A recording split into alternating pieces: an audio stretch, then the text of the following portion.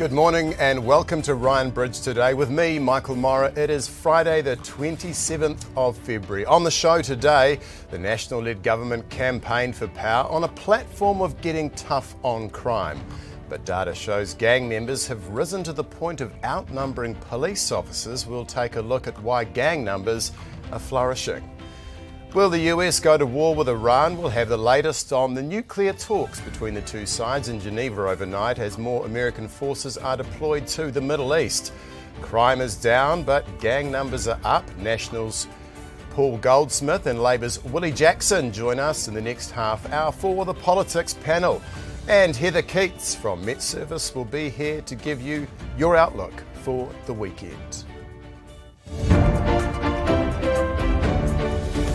Herald Now News, powered by Newstalk ZB. The Aviation Industry Association's backing Air New Zealand, agreeing external factors are largely to blame for the airline's poor financial results. The airlines announced a first-half loss before taxation of $59 million. Association Chief Executive Simon Wallace says comparisons shouldn't be made with Qantas' successful financial results, as it's a far bigger airline with a stronger domestic economy. A victims advocate is attributing a switch-up of crime figures to changes in policing and sentencing. Data from the latest Crime and Victims Survey shows there were 49,000 fewer victims of violent crime in the year to last October compared to the two previous years. The government says there's no doubt the gang patch ban has played a part. Chief Victims Advisor Ruth Manu told Ryan Bridge many victims think it's because of a bolstered police presence. A plea for more immediate access beds in central Auckland to address homelessness. The government is working to give police powers to move rough sleepers and beggars out of public spaces. Auckland City Mission says there would need to be 200 additional beds in the central city to house the homeless in the area. Missioner Helen Robinson says 10 of the 40 beds at the James Liston Hostel are currently funded for immediate access, and she says with extra help it could be entirely transformed into an immediate access facility. The Ministry of Education's defending an almost $1 million spend on a Treaty of Waitangi course. The agency spent more than $500,000 on the voluntary courses over 3 years, from 2022 to 2024. Adding up the hours of staff time, the spend reaches around $987,000.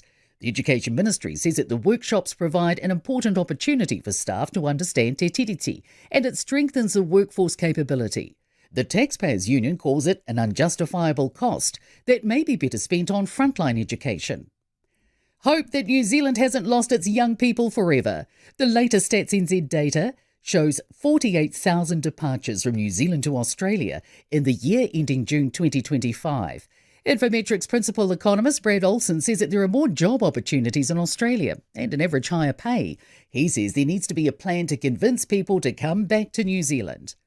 Christchurch turns up the volume today as Electric Avenue gets underway.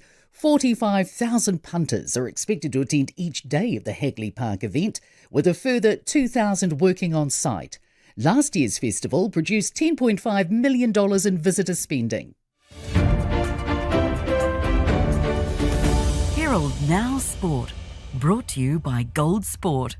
The Tall Blacks have earned a first win in the second window of basketball's World Cup qualifiers, beating the Philippines 69-66 in Manila. Yuki Maya is the best of the local golfers in second, a stroke off the lead after 13 holes of the rain-affected New Zealand Open first round at Millbrook. South Africa and India have secured Super 8 stage wins at cricket's T20 World Cup. 34-year-old Black Fern, Portia Woodman-Whitcliffe, has retired from rugby for a second time. Good morning, I'm Michael Morra. Well, you know it's election year when the tried and true lines from our politicians start to get rolled out. Yesterday, Prime Minister Christopher Luxon, flanked by the Justice Minister and Police Minister, hailed a huge drop in the number of victims of violent crime. The government's tough on crime approach is working, he said. There are 49,000 fewer victims of violent crime in the year to October compared to the 2 years prior. So fewer victims of things like sexual assault, common assault and family violence. New Zealand's Chief Victim Advisor Ruth Manu says the figures are legit, and she puts the improvements down in part to a greater presence of police on the streets and tougher penalties. But at the same time, there does not appear to be any slowdown in gang recruitment. In fact, figures from the Police Minister's office say there are currently more gang members in New Zealand than there are police officers. There are 10,475 police versus 10,478 gang members. So apparently 3 more gangsters than there are cops. So while the gang patch ban might be making the public feel safer, it has not deterred those wanting to link up with what police say are criminal organisations. There are a few factors to consider here. There's a lack of opportunities for young people, including record unemployment, poverty and a cost of living crisis. And there's other factors at play as well. New Zealand is being swamped with methamphetamine from overseas drug cartels, and these major international organised crime networks are skilled at cozying up to local gangs and pulling in disillusioned young New Zealanders. So what's the state of play with gang culture in New Zealand right now? Are we at a dangerous turning point? We'll chat with Dennis O'Reilly, Life Black Power member, in a moment. Herald Now weather. Good morning. A front over central New Zealand is continuing its trek northeast. It's expected to be near Gisborne by tonight, with a ridge building over the South Island, which is great news as it will keep the south mostly calm. There will be some morning showers for the deep south and some evening cloud spreading over Dunedin.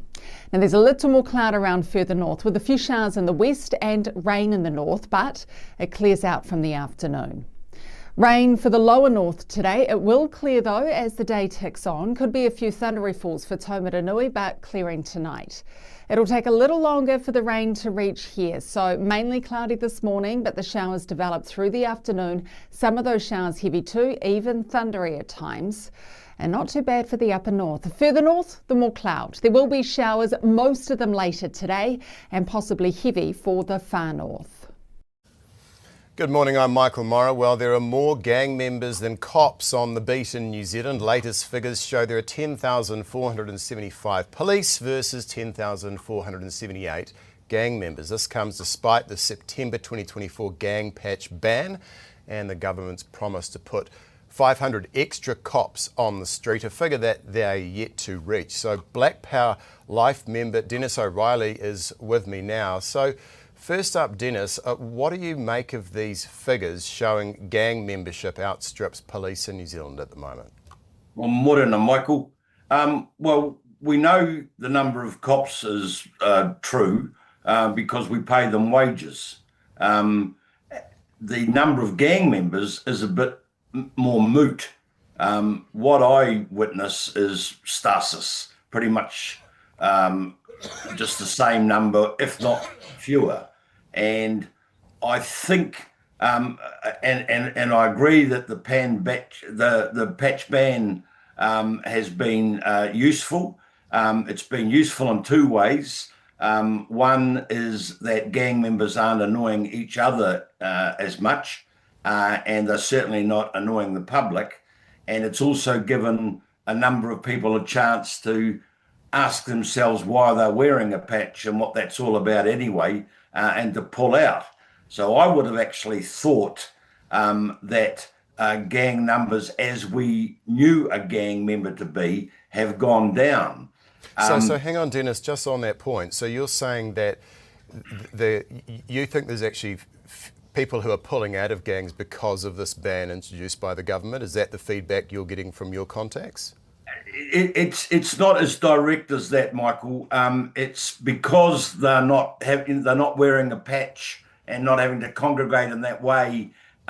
Many are asking themselves, "Look, what am I really on about?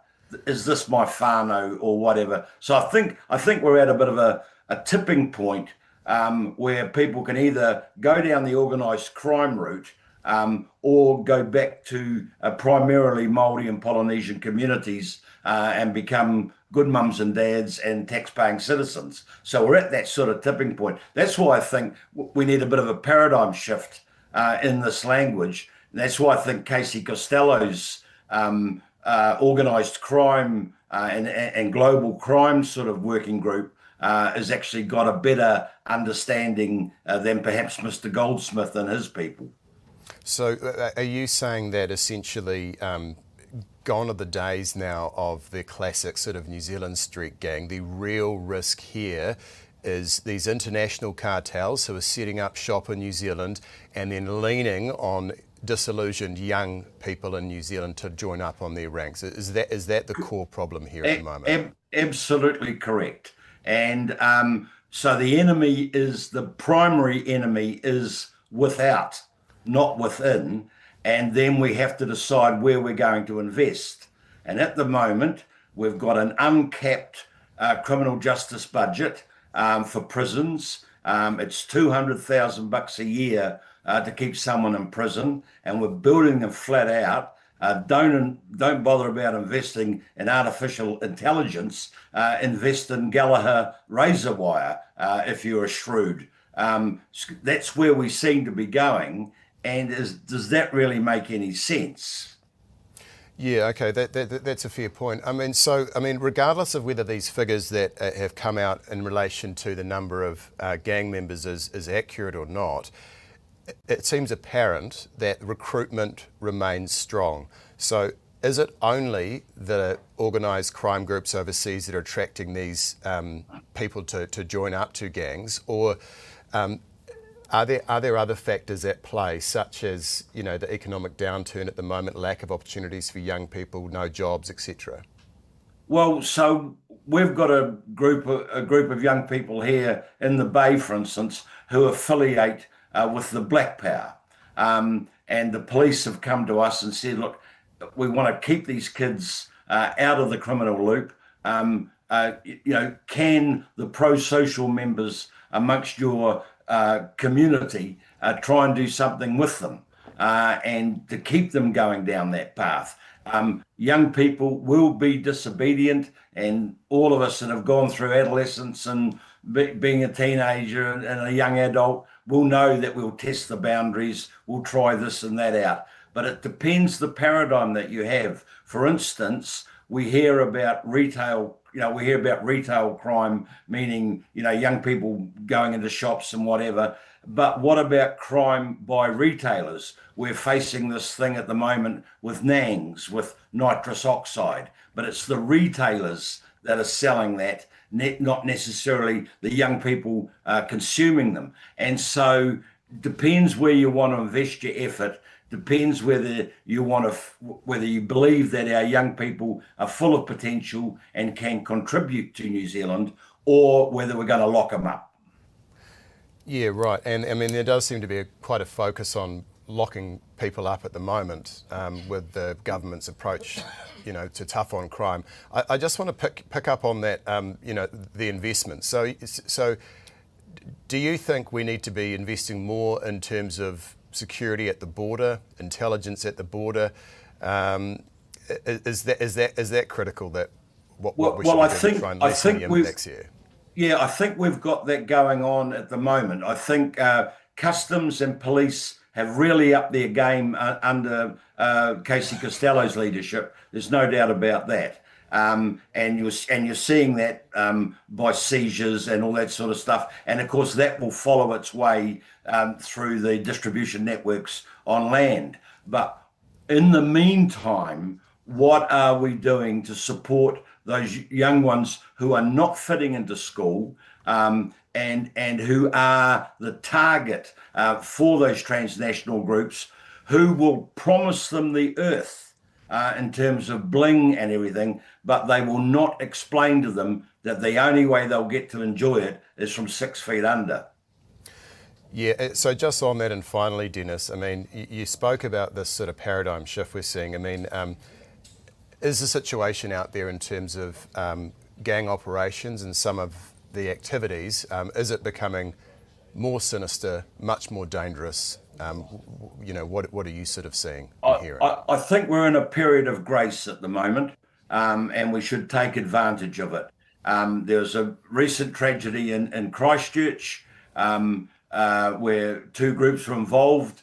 The rallying call went out as in the old days, to back each other up. And I think the general response has been, look, if you fellas want to go and play on that side of the paddock, so be it. Take the consequences. The rest of us are wanting to get on with building strong families, being part of our communities, having a job, paying our taxes, and being good mums and dads. Okay, kia ora. Dennis O'Reilly, Life Black Power member, thanks very much for your time this morning. Now, if you've got anything to say about any of our topics, then do flick us an email. That is heraldnow@nzherald.co.nz. That's heraldnow@nzherald.co.nz. We'd love to have your feedback. Well, former US Secretary of State Hillary Clinton has made her first appearance in front of the committee investigating Jeffrey Epstein. After her appearance, Clinton released her opening statement. In that statement, Clinton said the committee was biased against her and her husband, ex-President Bill Clinton. She also said the committee must call President Trump to testify about his ties to the late convicted sex offender Epstein. She said, and I quote, "You have compelled me to testify, fully aware that I have no knowledge that would assist your investigation in order to distract attention from President Trump's actions and to cover them up, despite legitimate calls for answers." Former President Bill Clinton is set to testify tomorrow. Well, as talks between the US and Iran resume in Switzerland in a last-ditch bid to avert war, the American military build-up in the Middle East continues. Earlier this morning, the biggest and most advanced ship in the US fleet, the aircraft carrier Gerald R. Ford, left port in Crete, headed to the eastern Mediterranean. The world's largest aircraft carrier at 340 metres long, the Gerald R. Ford carries around 70 aircraft. Its departure comes as a new round of indirect talks between the United States and Iran, mediated by Oman's foreign minister, opened in Geneva. Well, let's stay with Iran. There's hope war might be avoided as the third round of discussions between the US and Iran take place in Geneva, with Iran claiming it won't pursue a nuclear weapon. US President Donald Trump has threatened military force against Iran unless a deal is struck, with the largest build-up of American warships since 2003 gathering off the coast of Iran as we speak. Well, Otago University geopolitical analyst Jeffrey Miller is with us now. Thanks so much for being here, Jeffrey. So just first of all, I mean, how serious do you view this current predicament right now?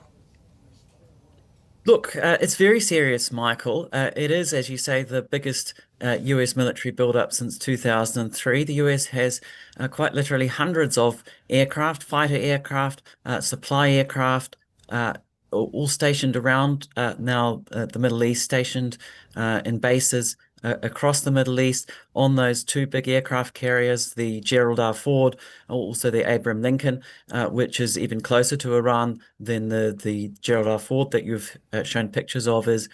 And so we do seem to be going down the path of a potential conflict. That said, this is the last chance for diplomacy today, and there are some positive signs. The Omani foreign minister has characterized the proposals that are being presented in Geneva as we speak as creative and serious, or creative and positive. The Iranian side has described the talks as intense and serious. The fact that the talks have gone into a second session in the evening in Geneva is a positive sign, but you can never read too much into these things. There have been some more downbeat signals of the US position, and the two sides are quite far apart in their negotiating positions, and it's hard in many ways to see a meeting of minds somewhere in the middle, but you live in hope. And I don't think either side is particularly keen on an all-out conflict, when that might be the trump card here.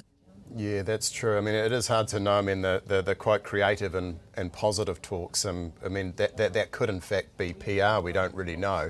I mean, what we do know is that Iran has said that it won't build a nuclear weapon, while at the same time saying it has no intention of giving up its nuclear program. So is that going to be enough to appease Trump? Well, Donald Trump's problem is that he tore up the original Iranian nuclear deal back in 2018, the Joint Comprehensive Plan of Action, as it was known, or the JCPOA.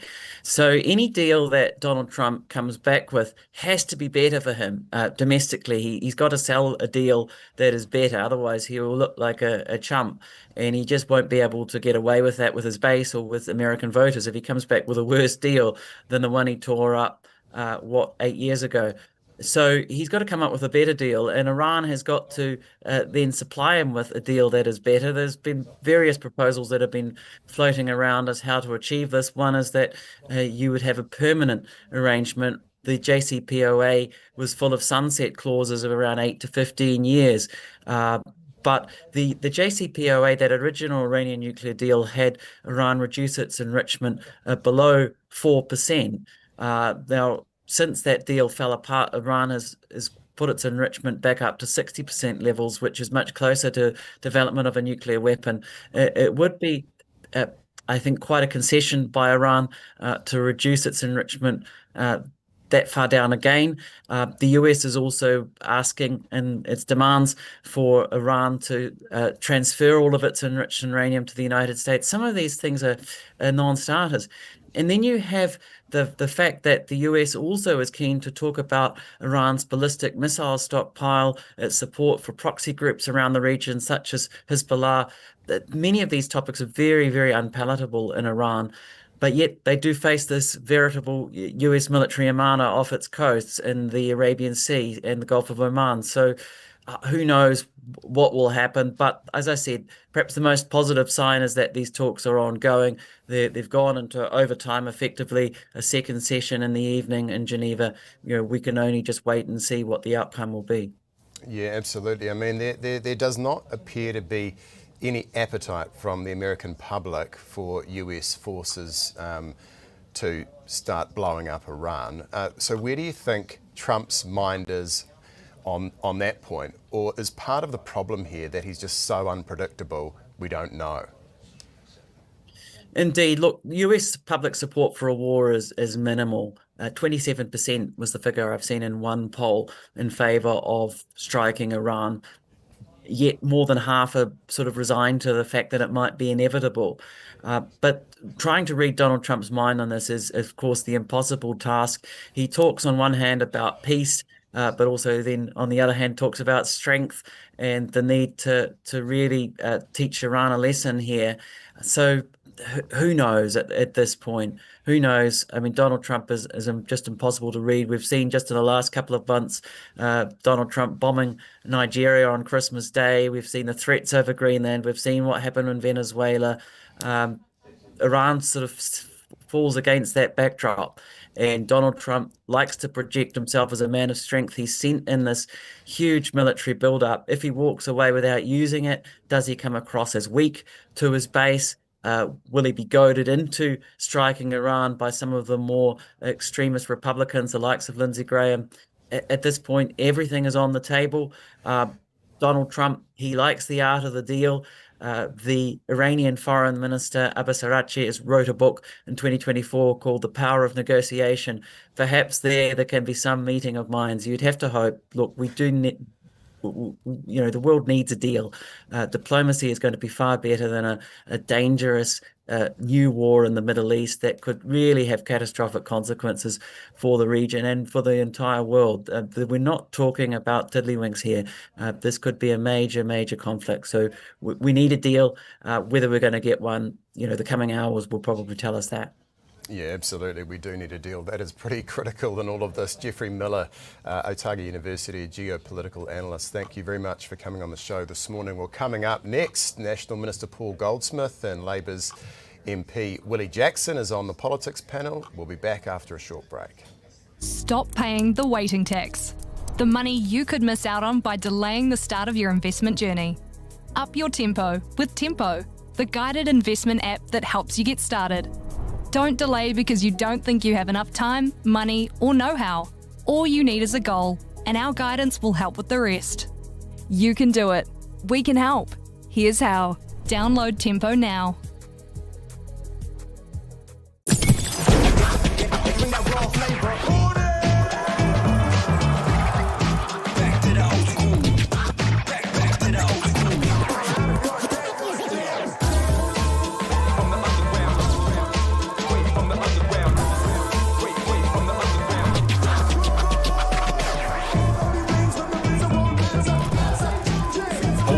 Hip-hop and R&B. Flavor. Here she is. How's the business going? good, actually. We just switched to 2 degrees. Well, we tested the networks and couldn't see any difference, but 2 degrees has the most satisfied customers. With Flex, we get instant control of phone plans, data usage, and cost center reporting. And they're the fastest growing business network.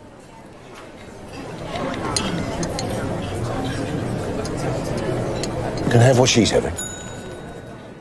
Ready?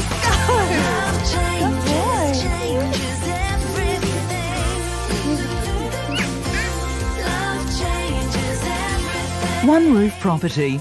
Love where you live.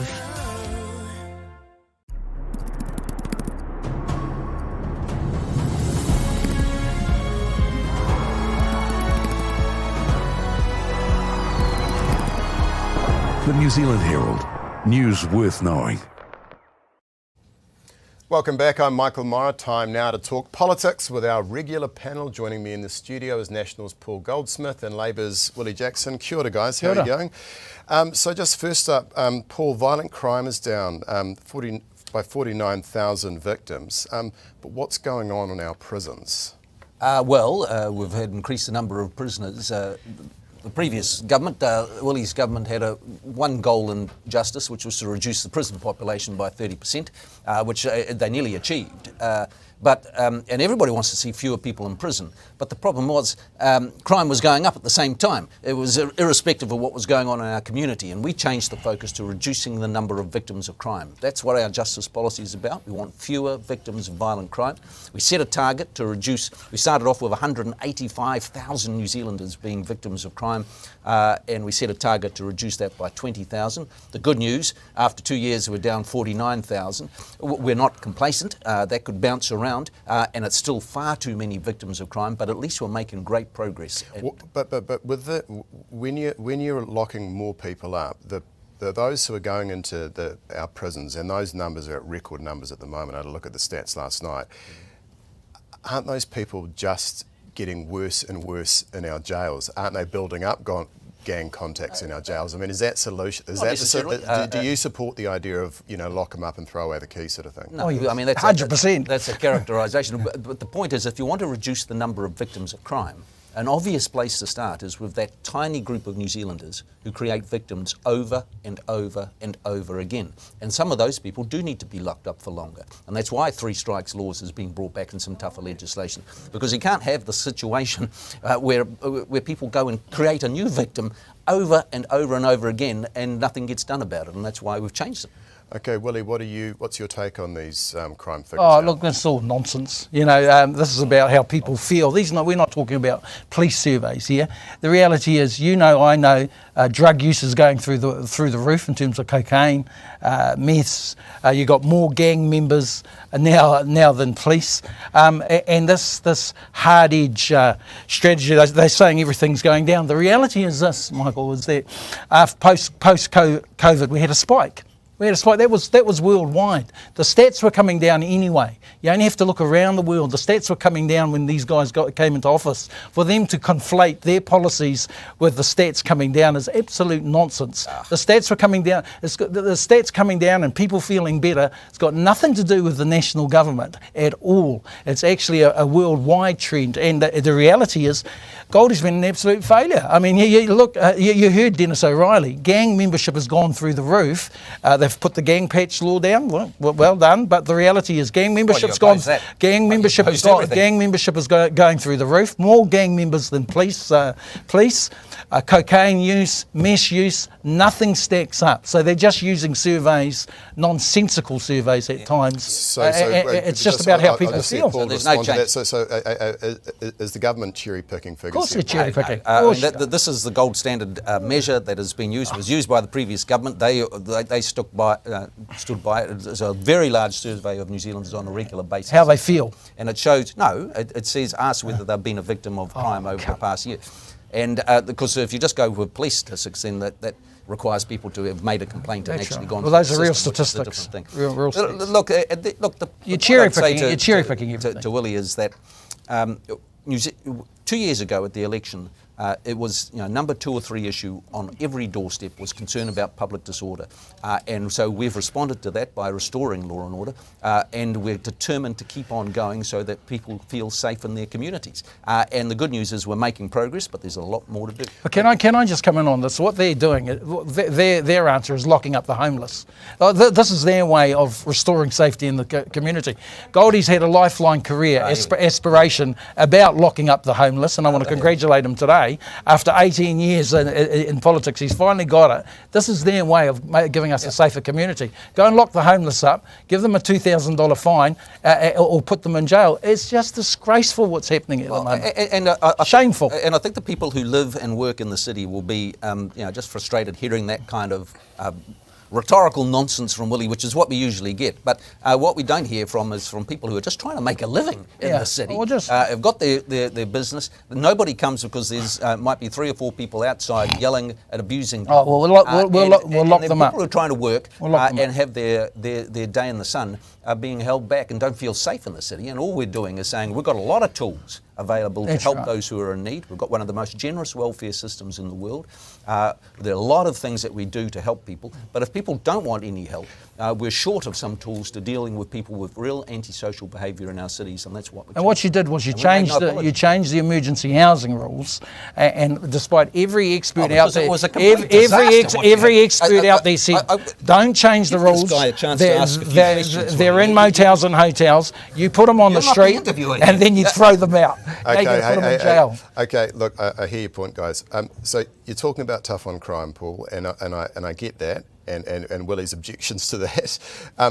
One point I want to raise is the coward punch rules. Now your government has said that you're sort of increasing the penalties. There's a new penalties in place, and those were introduced last year. Yep. But we had Eugene Behrman on the program yesterday talking about his mate who was killed after a coward punch. He was sentenced, but he's got out just after just 11 months, and he wants there to be a minimum non-parole period introduced. Let's have a listen to what he said on the show yesterday. You need to look at the hundreds and possibly even thousands of people that the crime doesn't necessarily cause death to, but there's this massive flow-on effect of anxiety and trauma, injury. It's the deaths are the tip of the spear. But every weekend in this country, there's coward punches going on. And it's going to continue, and there's going to continue to be more deaths if he doesn't apply tougher laws and tougher legislation around this crime.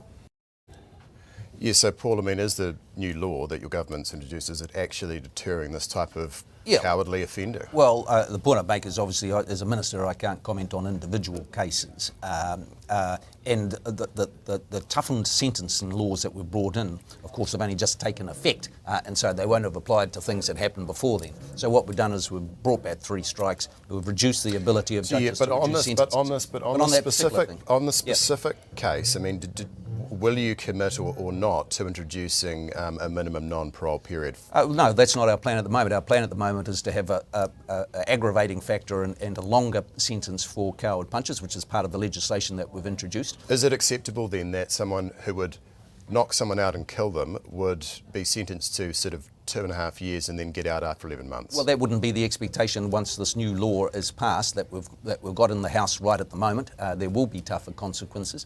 Of course, it is a future option down the line to have minimum sentences. We don't typically have that in this country. We typically set a maximum and then have some restrictions around that. But ultimately, we've been sending a very clear message through the whole system by changing our sentencing laws to have tougher consequences for them.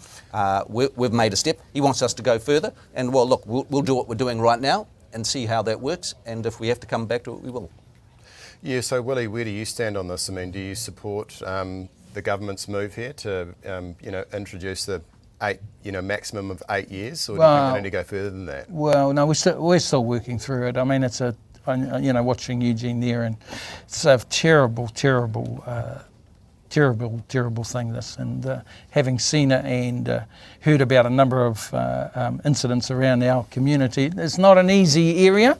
it would be good to actually work bipartisanly with Goldie here on this, because our communities are badly affected. So we haven't found a final position, but we're still traversing it. Well, they oppose everything we've done, and let's be honest. Well, he just said he'd work with you. Yeah, I know. He says it, but they voted against everything we've done. No, that's not true. We work well together on the treaty stuff. You and I have been working. Yes. Well, that's separate. We've done a lot of good work together. Don't get all emotional. Okay, just because you've fulfilled your lifetime goal of locking up Willie, I just want to people. pivot to Iran. How do you rate how New Zealand is responding? Well, I mean, I think Winston said all the right things about New Zealanders getting out. I think, we all, again, this is obviously, we want to work together as a New Zealand Parliament on this, because it's tragic what's happening.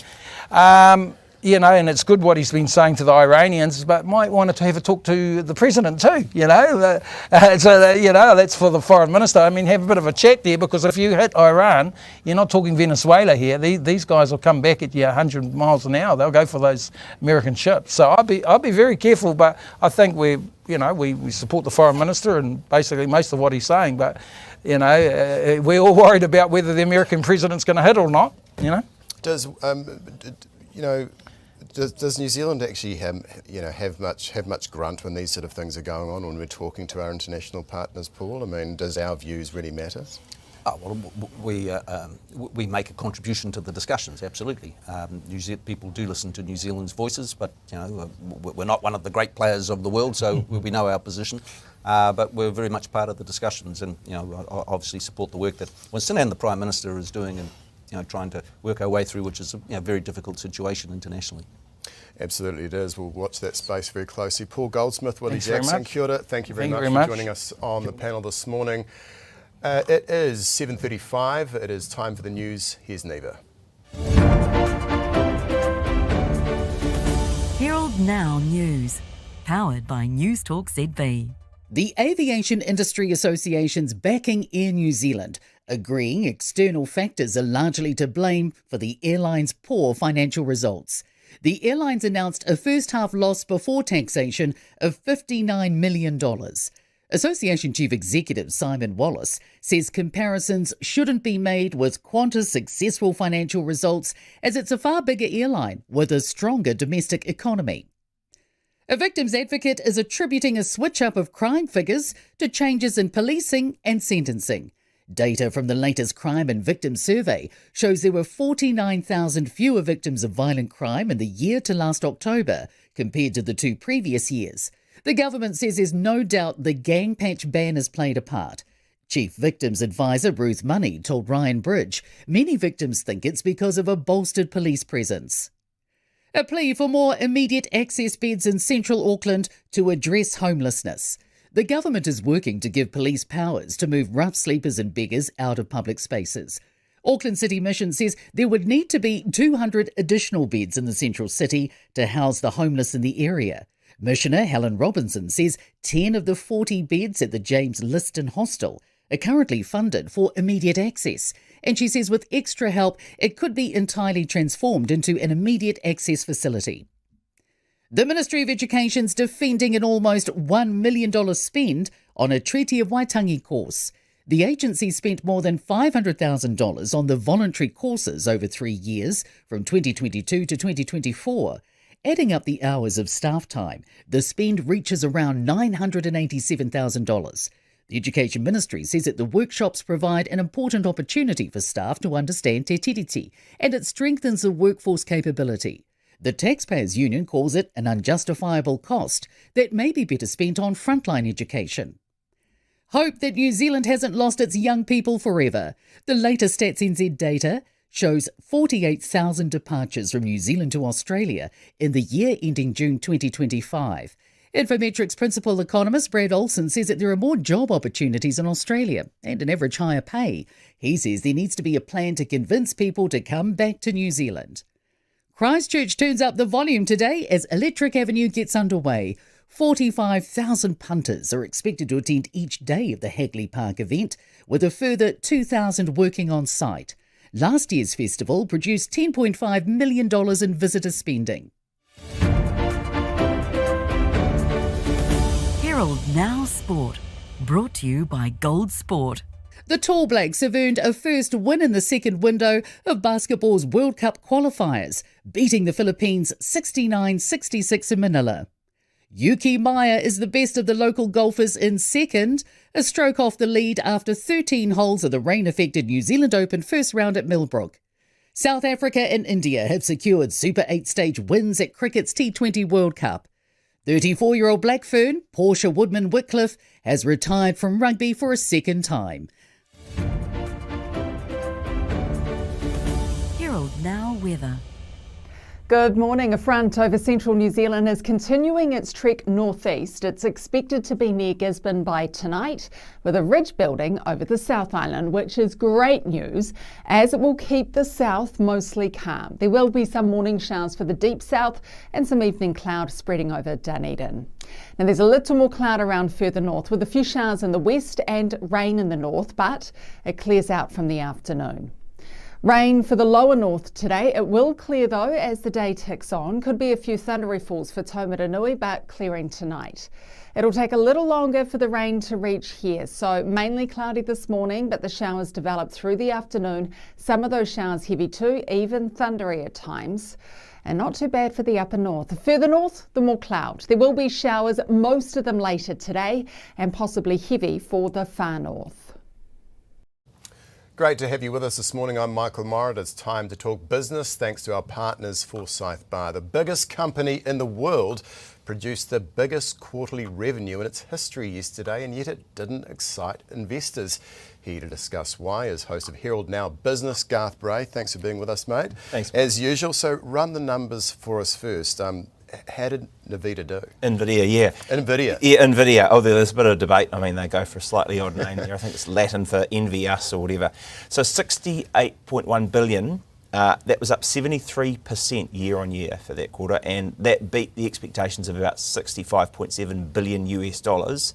And it's looking to report, I think, something like 78 billion in the next quarter. These are just staggering telephone size numbers, right? I mean, it's amazing. So what's the share price looking like? Down. Why? It's dropped about 5%. It's erased all of the gains from yesterday. Basically, it didn't crack $200. When you are huge and you are already kind of priced for perfection, when you deliver perfection, people go, okay. It's largely because I think the picture behind this is that we're not seeing how it's going to make money from the services that it's providing to businesses. You know, they're building the infrastructure, they're building the railway that that AI will run on, but people are yet to see how some of the companies that are going to make money off that are going to make money off it. So largely this has been driven by the 650 billion US dollars worth of investment that companies like Meta and Google and so on are going to plough into it. And that's all kind of accounted for. So people are going, yeah, huge numbers, great result, but we expected big things of you. You delivered. And there's this kind of background fear from investors at the moment. I think that that maybe the AI optimization, the adoption is not going to quickly deliver the returns that justify the huge amounts of money that's being invested, borrowed, and put on the line to build it up. So just a little bit of a cooling off there. Yeah, that's fascinating. Okay, so we heard from Salesforce yesterday as well. Another huge American company. Yeah, so how do they fit into this story? They're the people, they're the prospectors that are out there buying those picks and shovels. They're out there, you know, doing the digging kind of thing, and they're the ones that are trying to get money out of businesses. They run a huge number of sort of back-end services there for businesses, and they reported revenue that was just a shade under what was what was expected. 11.2 billion, 12% growth, and yet, they traded down as well, just because of that fear that AI might actually produce other applications that are going to be even better at what they're doing and will overtake them at some point. Okay, and you've got a report today from the financial services sector. This is interesting, which is claiming to have overtaken agriculture as a bigger part of our economy here. Sure, which if you're closely watching the stats, is probably no surprise, because when I looked, they're probably their March 2025 data, so let's see what the last 12 months have done. But they're saying, they're a $16 billion industry. Agriculture is about 14.8 billion in our, in terms of our GDP, and its construction is about 16.6. So they're about the seventh biggest part of the economy, 73,000 jobs. It's a bit of a look at me, don't regulate us, please, kind of a thing. But I guess off the back, interesting, I suppose, of how KiwiSaver has grown, look, over $140 billion of funds invested. The managed funds area is about $363 billion. So that's a lot of money and a lot of people at work trying to work out how to make more money out of that or manage it or do the compliance and so on. And I guess some productivity gains there, but really, according to the note in the report I said, most of those were sort of 2000 to 2010, but tapered off since then. So let's see how that whole AI picture plays out when we start seeing it work. Yeah. Okay, and the PR industry is in a bit of a froth at the moment about a success story. So what is the story exactly? A success story, or a success fee actually, which is, so this is a wee story that Thomas Manch at Business Desk has been following pretty closely this week. It's a company, Silver Eye, and a developer, Gillies Group. Malcolm Gillies, pretty well known Wellington developer. I think he's got. I know Silver Eye, yeah. And so they went to court. They'd been in mediation. The court said, no, we're going to set this aside. They were chasing Gillies for a $3.2 million success fee, actually nearly 3.5 once you add interest, for a deal that they helped basically, they said, arrange. Kāinga Ora was going to take a share in a company that they were going to do for some development, and then it said, actually, no, we'll just buy some land or lots off you. And so a bit of a dispute between the two companies about whether that success was total, because of the changed arrangement. But I guess the whole point was the fee was all kind of confidential. It came out of some court documents that Thomas got his hands on. And that's prompted some responses from other in PR saying, hey, we don't charge these colossal fees. I think one of them is what saying, are we talking? Yeah, an affront to decent society, I think is how one PR firm, Uffy, is calling it out. So they're doing some PR on the PR people and counter-PRing, and then she's, Holly Bennett, the principal there, has released their rates card today saying, well, this is what we charge people, we don't do success fees, and this is maybe a call for a bit more openness and transparency. Silver Eye, for its part, it's saying, no, look, we think we've got a case that we've indicated, but we're not going to say more while it's still before the courts. Yeah. So a $3.2 million success fee? For basically, they said it was part of the contract. They said it was part of the deal to try and get this deal over the line, but then the deal changed slightly. So I guess the developer's saying, no, we didn't get quite the deal that we were looking for, so we're disputing that fee. Okay, interesting. Well, you can read more about it on Business Desk. You can. We'll be back a bit later at 8:30 with some half-year results and so on. Quite a few, about 10 companies, I think, reporting today, so don't expect every one of them to make it. I think I will take a look at Port of Tauranga, though, because that's a big export destination, big export lens, so we'll see how that goes. Absolutely. We'll see you a bit later in the show. Thank you very much, Garth Bray, host of Herald Now Business. And every day we talk business with our partners, Forsyth Bar. Well, it's time for a quick break. Up next, Heather Keats joins us with your weekend weather forecasts. Back soon. Know more of the story with Herald Premium, giving you full access to in-depth news, opinion and analysis, with more world news, business insights, and investigative reports from our world-class team of journalists. Plus subscriber-only functionality to comment on stories, access newspaper e-editions, gift articles, and enjoy crosswords and puzzles. Subscribe now to Herald Premium. When building for investment, it's important to find a team that you can trust. We decided to build the GJs because of the good quality that they always provide us. They help us throughout the whole process of getting the resource consent to the building consent, and their contracts are very easy to understand. We have built 4 houses with GJ Gardeners, and it's just easier every time we work with them. I'll definitely recommend GJs to all of my friends and family. If you're thinking of building, choose the builder you'll want to build with time and time again. Luke Combs, Morgan Wallen, Kaylee Bell, Jelly Roll, Megan Moroney, Chris Stapleton. All the country stars have come to play on the all-new iHeart Country NZ. Your new home for country is iHeart Country NZ.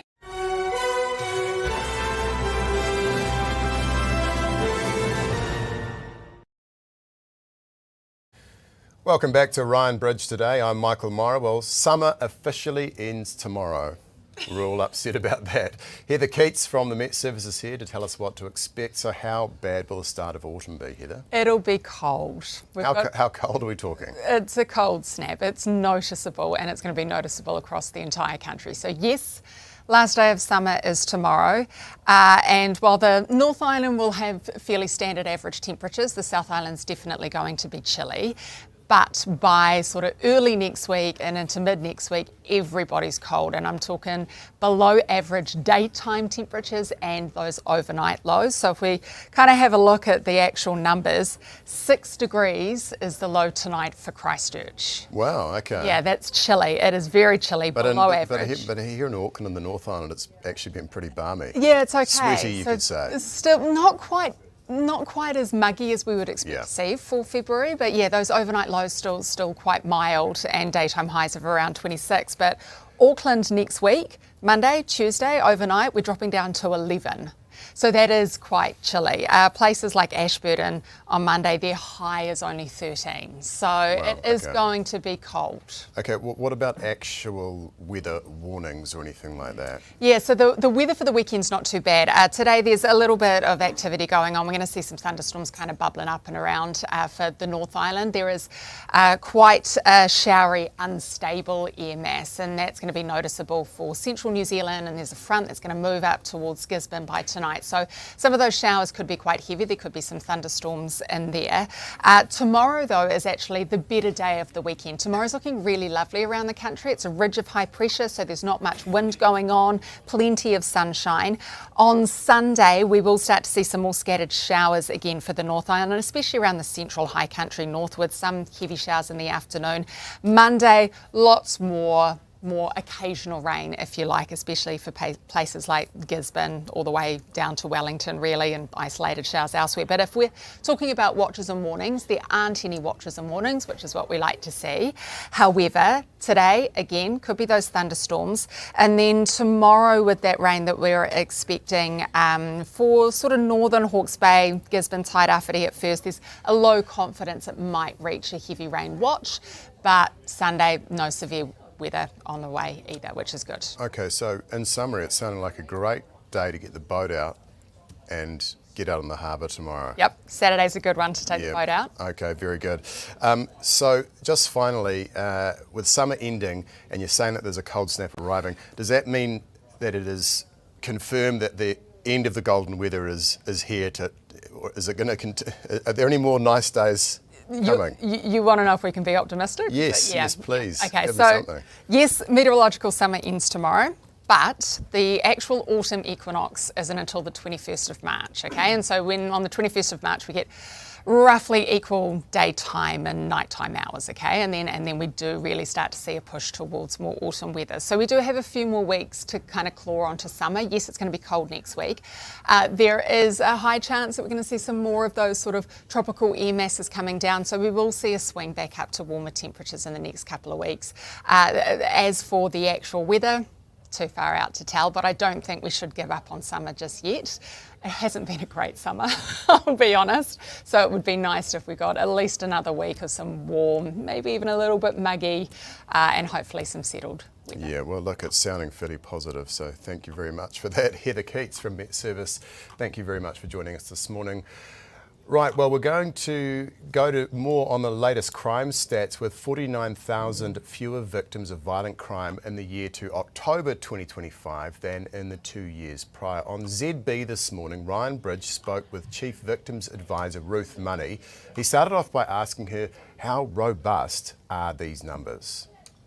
Yeah, they are solid and sound. The New Zealand Crime and Victims Survey is kind of the benchmark. I guess it's not just disclosed crime, so it's just not what's reported to the police, but it's also undisclosed crime or unreported crime.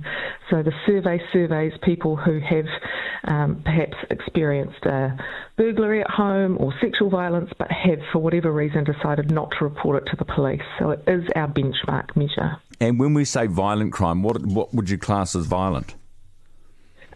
Sexual assault, non-sexual assault that's physical. So, you're outside a bar and someone punches you, for example, a common assault, which is what the Crimes Act would call it, or robbery. Family violence is also included. So sexual stuff and or physical stuff in terms of kind of interpersonal relationships. And what do you put the drop down to? It's the magic thing. Hey, if we knew that, we'd do more of it. Look, I think it is a mix of all sorts of things. When I speak with survivors, when I speak with the sector who are helping survivors, a lot of it is that there is a lot more police presence, so they feel safer, and we do know that deters crime, people, police being present. But I also think there may be some kind of sentencing effect where we've got people who are recidivist offenders. We don't want to put everybody in prison, but we do want to keep the community safe. So if people are in prison, they can't hurt other people. It's a mix, I think, from what I hear from the front line and what I experience talking to people. It's interesting hearing you say that, Ruth, because it's not a revelation. If you are somebody who repeatedly violently assaults people and you're in jail, then it stands to reason you won't be able to do that anymore. That's it. That's exactly right. It is exactly right. You are in the safest place for you, and more importantly for us, until we can hopefully rehabilitate your behaviour, but at least keep us safe. Thank you very much in the meantime. Yeah. I spoke to Eugene Behrman yesterday from City Kickboxing about Fovake, who was coward punched. And he was saying we want some minimum non-parole for a coward punch offence. Do we need more minimum non-parole periods in your view? Well, that's an interesting call, because I know that the judiciary doesn't like them, and they will do anything to kind of avoid a charge that will be linked to a minimum non-parole period, in my experience. So it makes it very difficult when they come across when that happens, there's often a negotiation between prosecution and defence, and the charges can change. So I'm really conscious that you could end up with an unintended consequence by putting in a mandatory minimum non-parole period. The judiciary really don't like it, and I understand that to a level, because everybody's circumstance is different. However, the coward punches are a horrific crime, and they do need to be sentenced appropriately, which I don't believe they are in most cases. When you say that the judiciary doesn't like the non-parole period offences and tries to almost wriggle out of them, why is that? Well, ultimately, the judiciary is independent and it's their court, and so it's their job to assess everything that is in front of them and make the best decision for the community and the offender. But the offender is obviously the party to the proceeding. The victim isn't. And this is something that you and I have spoken about for over 10 years. The victim is not considered, right? Their outcome is not considered, because that's not what the justice system's job is to do, unfortunately. I mean, it's something I want to change, but that's not the system we have right now. So the judiciary can only do what's in front of them, which is to consider all of the material which is about the person who did the violent crime, rather than about the community and about us. So I'm trying to get the weights right, but at the end of the day, the judiciary goes, well, we need to try and rehabilitate this person, and the Sentencing Act does say that they need to look at the least sentence possible in that occurrence. So they walk a tight rope, and it is a difficult thing to make everybody happy. But I'm with Eugene. I'm not happy. Ruth, when it comes to victims, I'm not happy. That is Ruth Money talking to Ryan Bridge. Well, I'm Michael Morra, and this is Ryan Bridge Today. The boys are here, so it must be time to talk sport. Cam McMillan, Herald Sports Deputy Editor, and Chris Reeve, Herald Sports Journalist. Hey guys, thanks for being with us this morning. So Cam, just first up, the T20 World Cup. What do the Black Caps need to do to make the semi-finals? Well, it'll help if they beat England tomorrow morning. If they beat England, they'll top the group and they're definitely into the semi-finals. And it'd be nice if England coach Brendan McCullum and bowling coach Tim Southey kind of did us a favour. But if they don't beat England, then they're kind of relying on the Pakistan-Sri Lanka result. But they do have a bit of a giveaway, like about 70-run difference. If Pakistan can beat Sri Lanka, there's kind of a bit of a calculators will be out. But yeah, if the Black Caps win by 50 runs or lose by 50 runs, then Pakistan would need to win by 20, and if it all adds up to 70 roundabout. But obviously there's factor of wickets and stuff. Yeah, so just talking about wickets, I mean, suddenly New Zealand has spin bowlers beating the likes of Sri Lanka at their own game. Yeah. So how significant is that? Well, it's significant because we've got these three spin bowlers who are genuine all-rounders now, with Rachin Ravindra, Glenn Phillips and Captain Mitchell Santner. All of them are amazing batters, and they could turn the game with the bat. But now they're also bowling 4 overs each, and Rachin Ravindra took 4 wickets against Sri Lanka on a slowing pitch, where the Sri Lankans they were the home team. It was in Colombo, and they just didn't read the pitch well at all. So if you've got 3 genuine spinners who can also bat, that's 12 overs of your 20. The top line spinner, Isodi, only bowled 2 overs. So it's suddenly like New Zealand, we've never really had this many spin options. Back in the day, it would just be Daniel Vittori and Nathan McCullum would come in. And now we've got like four spinners who can bowl in the subcontinent, which is huge. And then you've kind of got Matt Henry at the top of the bowling order, often taking a wicket with his first ball of the innings, which is an amazing run he's had. Suddenly we've got spinners, which is great. And if we do face someone like maybe India in the semi-finals, it will do well to have these spin options. Does that make cricket, more exciting, having an increased number of spin bowlers? I mean, it's quite good to watch, right? Yeah, definitely. Especially in T20, you need that variety, and the slower bowlers seem to work better than anything can come off the bat when you've got a fast bowler as well. And it also just shows that a lot of cricket now is played in India or in the subcontinent with the IPL. So it means that our players are often playing 4 to 5 months a year in India. So they're used to the conditions, which helps us. Yeah. Okay, well, let's pivot to Super Rugby. Chris, is the Crusaders dynasty over? It's a nice thought, isn't it? They've been dominant for so long. They haven't started this year particularly well, and conceding 50 to the Brumbies at home is a little bit alarming, but you look at who they have in that squad and they're going to come right at some point. Whether or not the dynasty is over, whether or not they can actually win from what we've seen so far, it's a long season still to come, so probably a little bit too early to get too excited, but it is nice to see a little bit of jeopardy early on in the season. Yeah, so can an Australian team actually win this year? Anyone who watched the Brumbies last week would be pretty convinced that they could go all the way. They were far too good for the Crusaders, and the Waratahs have looked really good at the start of the year as well. So there's a lot of hope. Hopefully, they can at least challenge. Okay, so a lot of hope. What about the Blues? They haven't fared. They haven't looked so great, especially up against the Brumbies. Yeah, so that's an interesting one. Like the Brumbies have looked so good, and the Blues are still sort of finding their feet. The Blues have been a weird one for me. They looked so good a couple years ago when they won the title, and last year they were pretty average. This year they've looked pretty average again. So they really need to sort of find what worked for them a couple years ago and try and bring that back into the fold. Otherwise, that's going to be a long wait for a title again. Yeah, Canberra's a tough place to play as well, isn't it? But at least the Blues have come from Perth, so the Brumbies have had to come from Christchurch, so they're kind of meeting. They might have that edge, but it's not a fun place to go to, Canberra. Yeah, a little bit also different. to play rugby as well. Canberra, it's a little bit true. different. Yeah. Hey guys, just before we go, there was a story out yesterday with Snoop Dogg buying into the Welsh football team Swansea. We've got all sorts of celebrities who are quite keen on doing this. What's this all about? Why do they want to do it? Is it just because they're cashed up and they want to own a professional team? I think there's probably part of that. You got the money. It's maybe a little bit more an exciting business venture than, say, just buying into stocks. You can find a team to root for. There's a lot of them sort of, like you say, popping up in football.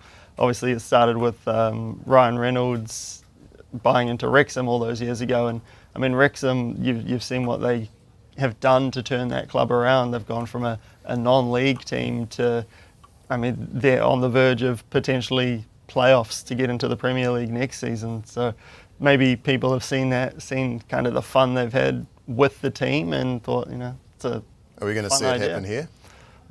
There's probably a few teams who could do with some cashed up owners. The Wellington Phoenix off the top of my head. Yeah, Moana Pacifica would probably like maybe The Rock to throw in a couple of million to save them. That'd be nice. Yeah, that'd be awesome. Hey guys, thanks very much for joining us this morning. That is Cam McMillan, Herald Sports Deputy Editor, and Chris Reeve, Herald Sports Journalist. Thanks for coming in this morning. Well, it is 3 minutes past 8. Time for the news.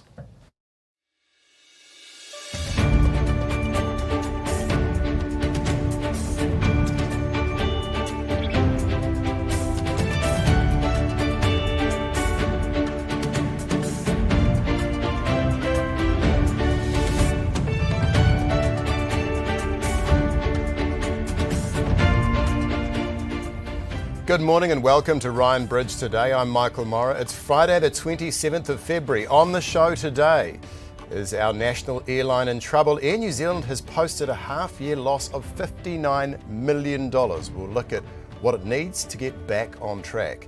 TVNZ is investing heavily in a new local quiz show. New Zealand Herald editor-at-large Shane Curry joins us in the next half hour for the latest from his column Media Insider.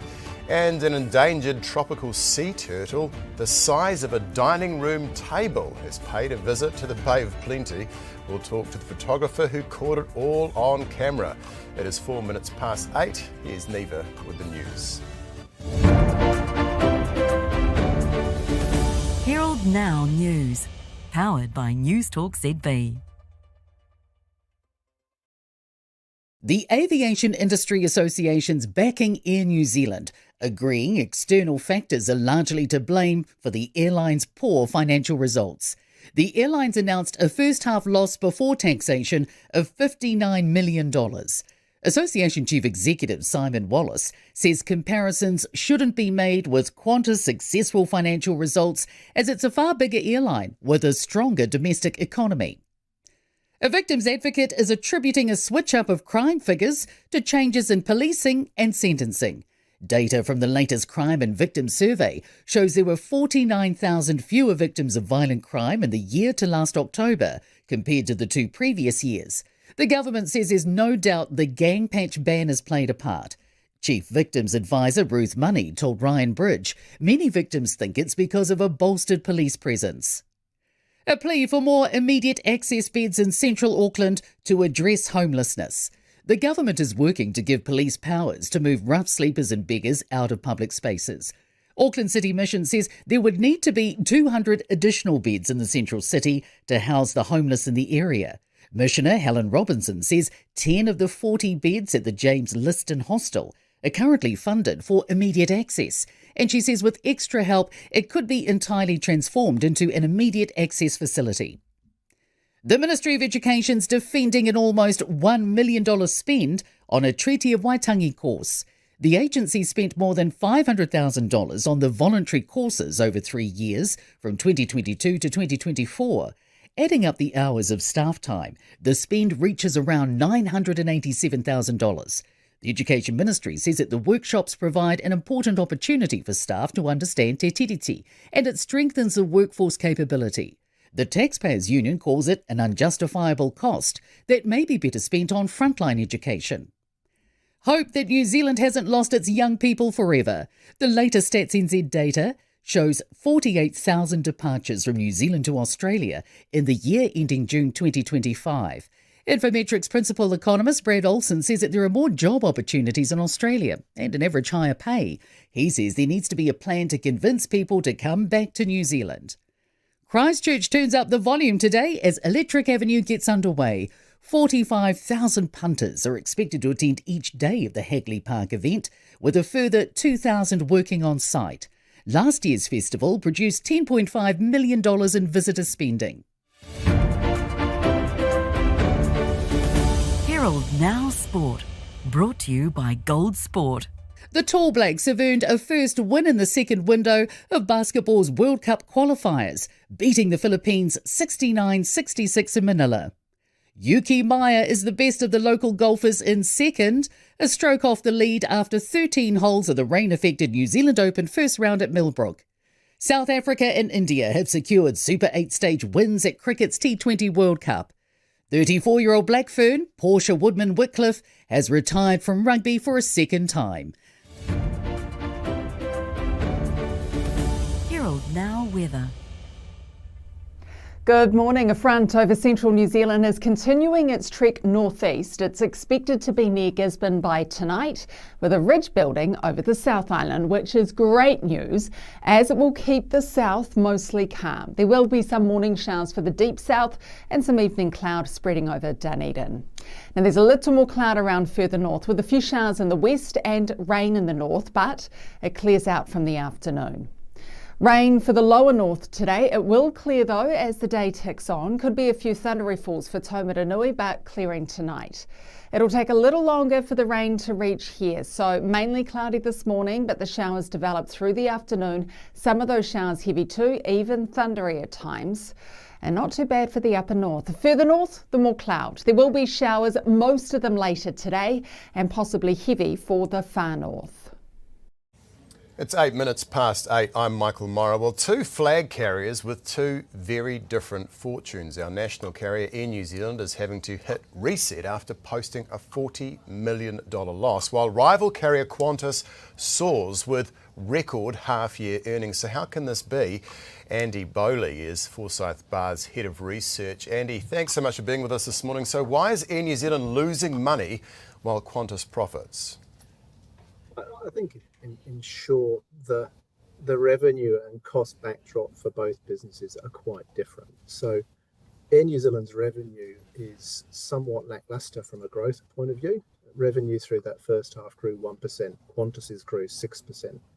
Then you look at the cost backdrop, Qantas's cost growth was similar to its revenue growth, so it was up 6%, but Air New Zealand's in contrast was up 8%. So they've kind of got both a revenue and a cost problem, which is compounding to the extent that the company is now loss-making. Yeah, okay. So tell us about the grounded planes and maintenance costs. I mean, this seems to be, listening to the CEO on media interviews yesterday, one of the key things that he's saying has created difficulty for the company. Is that fair? I think that's fair. It's one of several key things that are impacting the performance of the business, and it's unfortunate. It's impacting other airlines, but it's impacted Air New Zealand disproportionately more than Qantas or many others out there in the global aviation space. So this has been going on for quite some time. They've had aircraft on ground type issues previously with regards to engine maintenance, but the challenge that they've had, particularly over the last 12 months, and that will continue through this calendar year at least, is that two of their engine types, both Rolls-Royce engines for their Dreamliners, together with the Pratt & Whitney engines for their newer fleet of the short-haul aircraft, are both being impacted at the same time. So there's quite a bit of capacity being taken out of their fleet currently relative to a lot of their competitors overseas. Yeah, totally. And I mean, just on that point, I mean, we know that, those planes, I mean, it sounds like Rolls-Royce have got some sort of fix, and there's been, in the words of the CEO, a bit of a breakthrough. But it does not appear that fix is going to be seen until the end of the year, i.e. these planes are still going to be on the ground. So, I mean, how problematic is that for Air New Zealand? It means they can't fly as much as they'd like. They've got a business and a business structure that's set up for a lot more flying than they're currently doing. So it kind of means that they can't generate the level of revenue that they want to generate to support the cost base that the business is currently structured for. Yeah, okay. And so how long will it take to return to profit, do you think, or is that kind of crystal ball gazing here? We don't really know. There's an element of crystal ball gazing for airlines generally. It's a tough sector.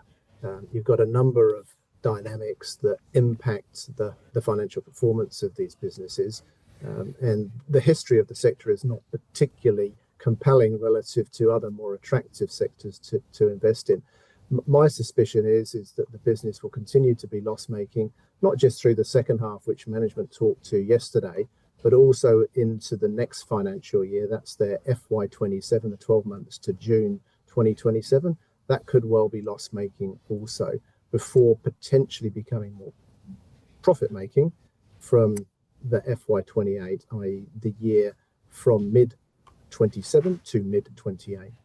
Wow, okay, so that's some time off. I mean, amid these major sort of restructures and overhauls, I mean, would you anticipate that there would be redundancies at Air New Zealand in order to get them back into a state of profitability? I think that's a potential outcome in terms of the strategic review that the company announced yesterday, but I wouldn't want to flag that as being something that's a certainty. I think, they've, as I said before, they've got a revenue and a cost problem. Now, their biggest cost bucket is labour.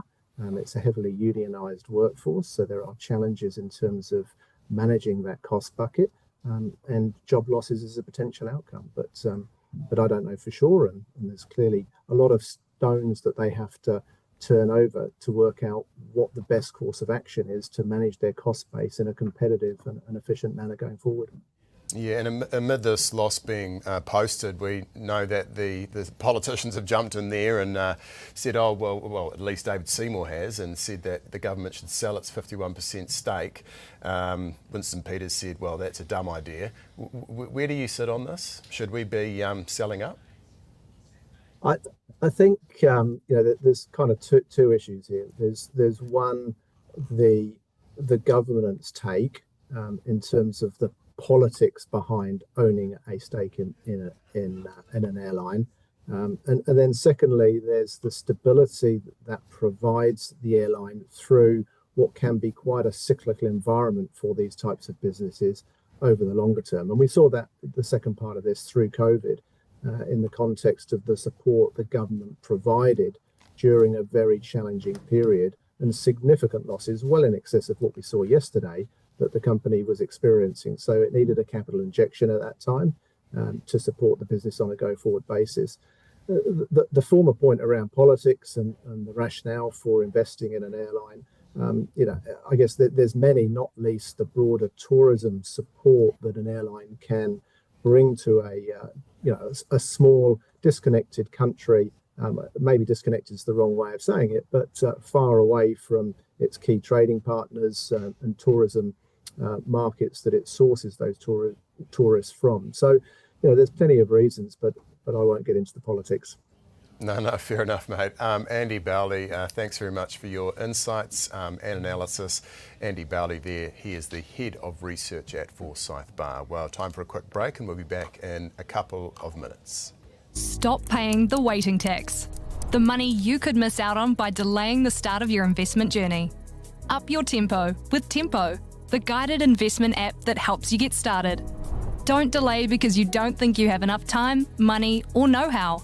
All you need is a goal, and our guidance will help with the rest. You can do it. We can help. Here's how. Download Tempo now.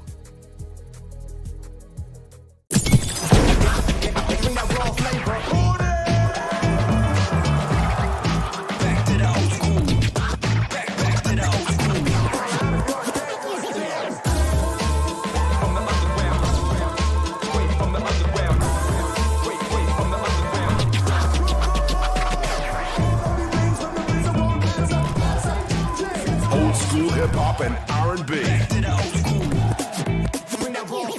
Flavour. Here she is. How's the business going? Good, actually. We just switched to 2 degrees.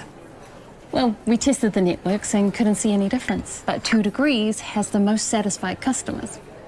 With Flex, we get instant control of phone plans, data usage, and cost centre reporting. And they're the fastest growing business network.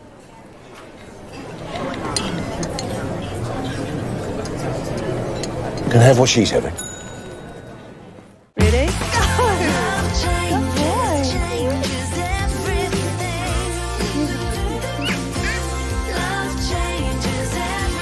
One Roof Property. Love where you live.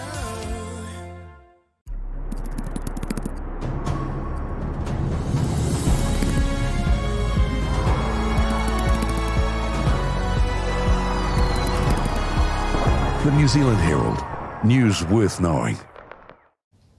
Kia ora, I'm Michael Morrow. Great to have you with us this morning. It is time for the Inside Scoop with Herald Editor-at-Large Shane Curry. TVNZ has a new quiz show on the way. Shane, thanks for being with us. What can you tell us about the new quiz show? Morning, Michael. Good to be here.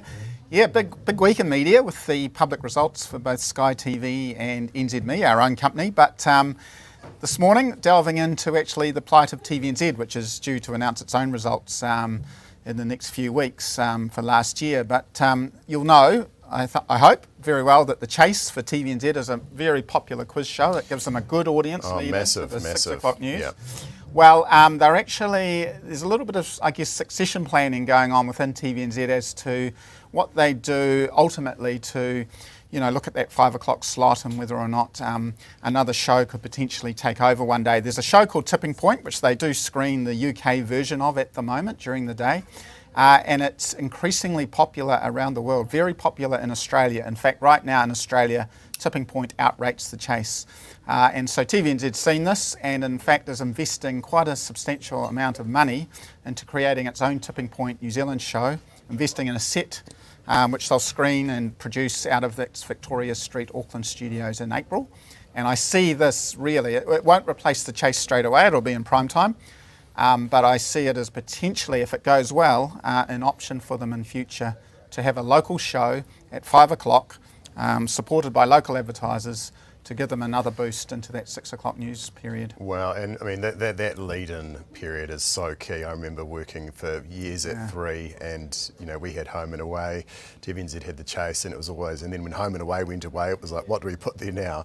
So this new show that's going to come before the One News, who's tipped to host that? Yeah, it's a good question. TVNZ were a bit coy about the entire project actually last night when I approached them, but we've got a quiz running our own quiz running in the media column today, and right now, we've put up about 8 or 9 names there, and the likes of Simon Barnett, Tony Street, even Mike Hosking. All these names are there, and our readers are certainly voting with their fingers. So, I think there are a lot of options for TVNZ. They kind of, there's obviously people associated with their rivals that they probably don't go near, but there are a lot of other potentials at the moment. But I have heard a lot of celebrities have been approached to actually be contestants on the show. Okay. And again, if that is successful, I think everyday Kiwis will then be invited in to perhaps a longer season once the pilot finishes. Yeah, okay, we'll watch the space it gets. So let's talk about Stuff's deal to deliver the 6 p.m. news for 3. It's sort of halfway done now, so how are they performing? Yeah, well, I guess as an extension of what we just talked about, Michael, there's Sky announced its results yesterday, and one of the kind of watch outs for them is the lagging and continuing problems with linear television advertising. It's really not bounced back as well as they expected. One of the issues for Sky and for now 3 News, since they've taken over TV3 last year, bought it for $1 of course, is the ratings for the 6 o'clock news, which is produced by Stuff. Stuff has had that contract since July 2024 and it runs for an initial 3 years. It's run on a fairly much a shoestring compared with what we see from TVNZ and the full resources of that newsroom. However, they do a good job. It's a dedicated small team doing a good job, but the ratings gap is pretty large at the moment. And I think if once the contract comes up for renewal next year, after that 3-year period, we'll see Stuff probably wanting a slightly better deal, perhaps a revenue share deal, or at least a little bit more money up front so that it can resource that bulletin even more strongly. The ratings, we've delved into the ratings in this morning's column, and there's something like now around a 400,000 gap each evening in terms of average audience. Wow, okay, so it's quite significant. Okay, so and Stuff's also facing eviction at their Wellington printing press. Well, why is that? This is a fascinating topic. You might remember an outspoken businessman called Troy Bowker, who's been in the headlines off and on over the years. He was once a shareholder of NZME, quite an outspoken critic of media in New Zealand generally and the way that he perceives media is performing. However, he acquired the Petone print press last year from Nine Entertainment in Australia. Stuff has had that building for now 35 years, leasing it to print their Post newspaper. Troy Bowker's moved in, bought the building, and he says when that lease comes up next year, he'll be turfing Stuff out. So this is a major for Stuff. They probably face costs of millions of dollars in terms of having to remove all their print plant equipment and find at least another building, or they might have to strike a deal with another media company such as NZME or Whakatane's Beacon Press to print their newspapers in the North Island. Okay, quite a bit of upheaval then. NBR has found a new target for their subscription lawsuits. What can you tell us about that? Yeah, this is an ongoing story. NBR's leading a bit of a crusade over the last 6 months in terms of ensuring that private companies and public agencies are paying their fair share of subscriptions and that they're not breaching paywall copyright stories, and NBR has already uncovered 3 or 4 cases of government departments which it claims has allegedly breached copyright and is seeking legal action and likely to take some of them to court. The most recent example, which we delve into today, is MB. MB's got around 100 subscriptions now to NBR, but NBR says they've been sharing stories and accessing stories far beyond that number. Okay. Just finally, and critically important, I guess, hey, and just to be clear here, I'm not a fan and do not care about maths, but have you got to the bottom Michael. of... This is the most vexing question in New Zealand media at the moment. So why are we waiting? So maths, an incredibly popular show, but we went straight to the top yesterday and spoke to Sky Chief Executive Sophie Maloney, exactly wondering why are we waiting a week between the Australian episode and before it's screened in New Zealand. Of course, heaps of spoilers, heaps of news media stories coming out of Australia about what's going on in this crazy, wild show that is maths. And Sophie was going to look into it, but unfortunately the PR person came back to me and said it's, it is on a weekly time frame, and it is unfortunately going to have to remain the way that New Zealanders have to wait a week, which seems crazy to me when, in this day and age, when we're fully converged, we're seeing movies and, all the top TV shows at the same time as Americans and Aussies. But not Maths Australia. This is the one that's holding out. Okay, well, that is kind of bizarre, but I guess spoilers. Keep your head down. Don't look at the website. Right. Shane Curry, thanks so much for being with us this morning. That is Shane Curry, Herald Editor at Large. Well, up next, we'll be joined by Simon Bridges and Chelsea Daniels on the panel. We'll be back shortly. Term deposit rates are falling, but your returns shouldn't. Speak to a Forsyth Barr investment advisor about alternative strategies, their benefits and risks, and how they can help you meet your investment goals. Forsyth Barr, investment advice.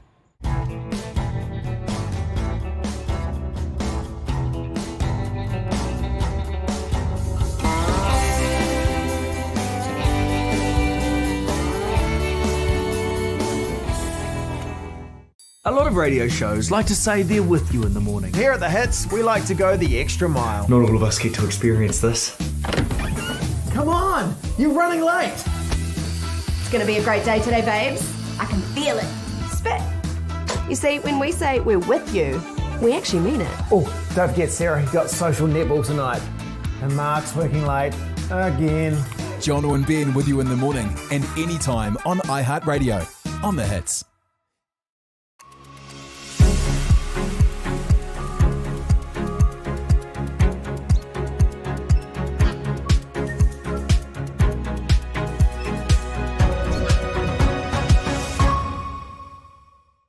Hey, Dad. What's up? What's up? You know that's from the 90s, right? So's this fuel price. 6 cents off per litre on the Gallop, even on top of discount day. That's what's up. Download the Gallop. What's up?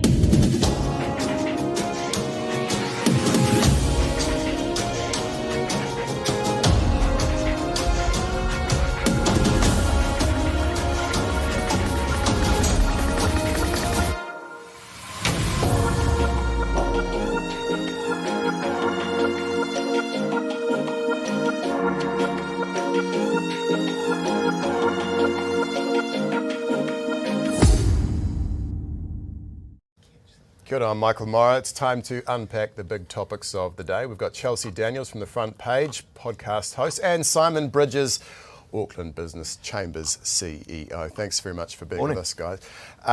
Simon, I just want to ask you about, yesterday we had this big announcement. Yep. The government said that there is 49,000 fewer victims of violent crime. It was a big deal. What I thought was interesting about it is that it was essentially a police and justice announcement, but front and centre was Prime Minister Christopher Luxon. Is this like a clear signal at least that the election campaign is well underway? Oh, definitely. I think it's a bit of a trite truism, isn't it? But these things start earlier and earlier. I think we're into it from kind of mid-January. Prime Minister had his State of the Nation speech, and I think it's been all go since then. I think you're right, and I think Prime Minister Luxon is definitely, I was going to say a ministerial Prime Minister, but he's some would be more scrappy. That's not his style. I think he's there on the big things and probably and understandably the positive things. And we were just talking off air. If you think about the things that National is trusted on over other parties. It is law and order, it is the economy. And so to be there announcing some good figures, that's a prime ministerial thing to do, and they would see it that way. Yeah, of course. So, I mean, you know, given your background and what you just said about, you know, law and order, economy does seem to be the central planks of National, always has been. So is that essentially going to be their brand this election? I think they're that'll going to be part of it. Push announcements on that as And, much as but of possible. course they'll also be wanting to round it out by, you know, ones where perhaps traditionally Labour's been stronger or perceived as stronger, you know, the social sector stuff like health and education. It's not as if they're going to give those away. They'll be pushing announcements and so on. But I think, you know, to your point, it is a good point. Probably you won't see the Prime Minister and those things so much because maybe they're seen as, you know, less on brand, less equity for the National Party. And, you know, if you think about crime, I think broadly speaking, you know, and genuinely behind closed doors, law and order will be one they're not worried about. They'd say, you know, actually we have done a good job there. We've banned the gang patches, but I know, you know, we've seen gang numbers actually go up, but they are less visible. They've just done the move on orders. That was another one where, you know, they would sort of say that's a positive in a net sense for them. Yeah, right. So Chelsea, just on that, the figures from the Police Minister's office amid this, you know, crime stats being celebrated shows that actually there's more gang members in New Zealand right now than there are police officers. Is that problematic?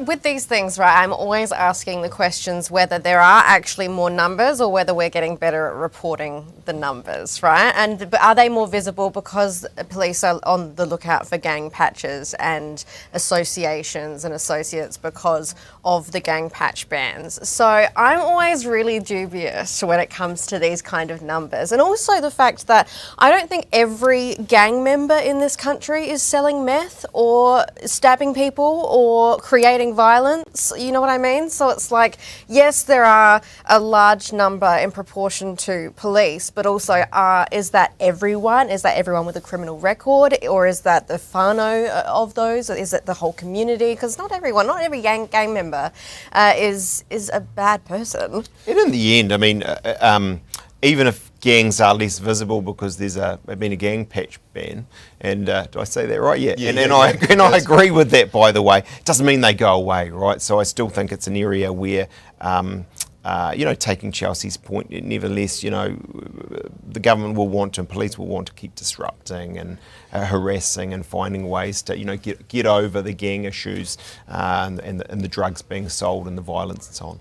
Yeah, I mean, the gangs always sort of peddled out again around election times because it seems to be, you know, showing that the government's doing something right. But the core issue here, isn't it, is you know, while we've got this tough on crime announcement from the government and they purport to be doing very well at the moment, we still have vast amounts of methamphetamine and obviously an international crime syndicates who are very, very focused on New Zealand. I mean, isn't that the core problem? And taking Chelsea's point, you know, not every last gang member or associate is in on this. What is true is organised crime and gangs, you know, are the purveyors of this. As you say, what's really worrying in New Zealand and globally is it's just got a lot more sophisticated. It's a lot more international. I mean, you know, you get Jared Savage on here, he's outstanding on all this stuff, right? But I mean, we're talking about gangs from Brazil and Japan and Asia and America Mexico and China. I mean, it's mind-boggling what's going on. And what I'd say about crime is I think there's two things that worry New Zealand. I think that gang organised crime stuff is absolutely still there. And it's the government, you know, is right to be focusing on that. The other one, though, I think we see in Auckland and more in the CBD where we are right now, it's more at that level of, you know, I don't want to say low level, because it's not necessarily always, but low level, antisocial, disruptive sort of crime that's corrosive of trust and kind of a sense of safety. And government needs to be very focused on that, I think, as well. Yeah, Chelsea, so let's just go to Air New Zealand and that massive loss it posted. Is it time to sell up? Well, here's the thing. Initially, you'd be like, absolutely. Obviously, it's not doing as well. You look across at Australia, you look at Qantas and how well they're doing post-COVID. So, I mean, you cannot use the C word anymore when it comes to these kind of figures, right? You cannot blame COVID anymore. I'm over it. But in terms of Air New Zealand, it's our national carrier. Some would say that it is a strategic asset, and we've bailed them out before as well. So it's kind of that chicken and egg thing. It's like, well, do you take away, if a trapeze artist is doing something risky on the swinging poles, do you take away the safety net so they become less risky? But the trapeze artist always knows that you're going to put back the net, the safety net. So it's like, well, do we pull out of Air New Zealand? But at the back of their mind, they're always going to be like, well, they're going to bail us out anyway. We may as well spend that money on the paper cups and the offsetting carbon emissions because they're going to do it anyway. What do you think, Simon? I mean, one of the key things is that it's just so bloody expensive. Yeah. I mean, are we going to see prices, go up, or what's the problem? Well, we all hope not. I mean, I think COVID, but I accept your point, and then, economy, it has been a rough period for airlines and, and for Air New Zealand. I personally have an underlying confidence. I back Nikhil Ravishankar. I think he's the right guy. I think, there's a sense that as they get planes and engines back and they're able to open up new routes, things will get much better. In the end, what worries me or motivates me, and that's why I kind of like sell or not sell, I'm not sure.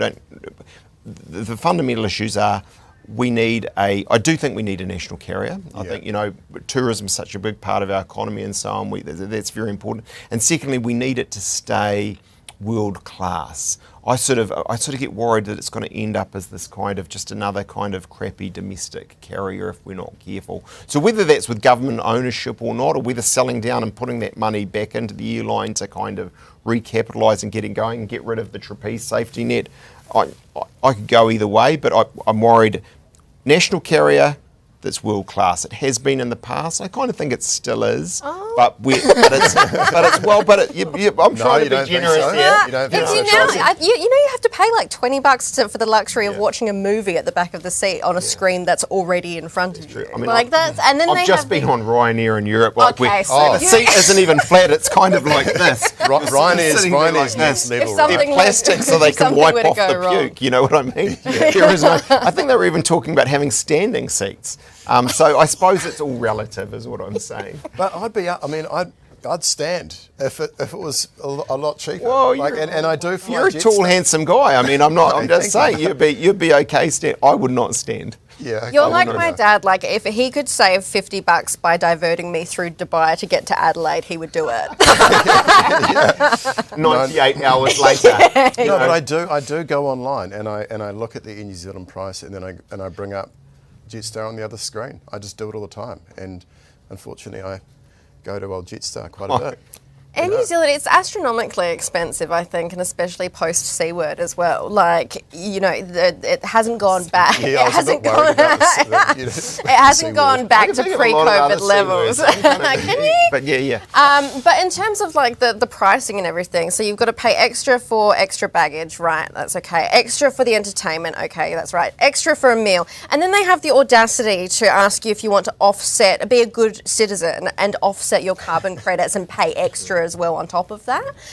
So no, that sends me into all look, I hear all that. I feel like I'm defender-in-chief of them. It has you are. They haven't had engines, right? I mean, they've just these basic things. So, for example, if you are, I know this is first world kind of problems, maybe it doesn't sound so good on TV, but, if you are going to Europe, well, you can't even fly Air New Zealand anymore, right? So and we want them to get back into that route and a bunch of other ones. So I just think it requires a plan, it requires some confidence. I think they will come back. You raise valid points around the prices and, all of those sort of things, but if they get the business back on top, I've got an underlying confidence and belief in Air New Zealand and the All Blacks and Fonterra and all of these things.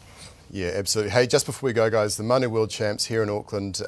Is this good for? Is it good for New Zealand, Simon? Outstanding. I just want to. Is it down at Brownie's Pool or where are they doing this? Do we have a sense? Auckland Viaduct Harbour, 14th of March.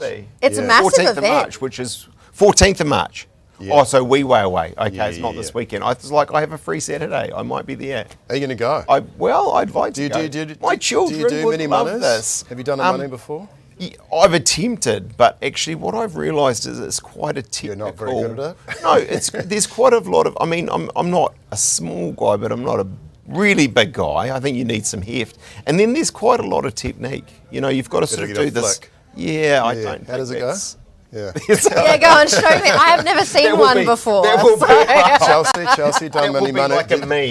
Did you do any Manus over summer? I've learnt what it was like this morning. You're so out of touch. I know. It was me talking about flights to Europe, but you don't even know what a Manu is. Oh, yeah, I know. Okay, guys, we've got to leave it there, but thank you very much for joining us this morning. And that is Chelsea Daniels from the Front Page podcast and Simon Bridges, Auckland Business Chamber CEO. We'll be back in a moment. We'll be back in a moment. Herald Now News, powered by News Talk ZB. The Aviation Industry Association's backing Air New Zealand, agreeing external factors are largely to blame for the airline's poor financial results. The airlines announced a first-half loss before taxation of $59 million. Association Chief Executive Simon Wallace says comparisons shouldn't be made with Qantas' successful financial results, as it's a far bigger airline with a stronger domestic economy. A victims advocate is attributing a switch-up of crime figures to changes in policing and sentencing. Data from the latest Crime and Victims Survey shows there were 49,000 fewer victims of violent crime in the year to last October compared to the 2 previous years. The government says there's no doubt the gang patch ban has played a part.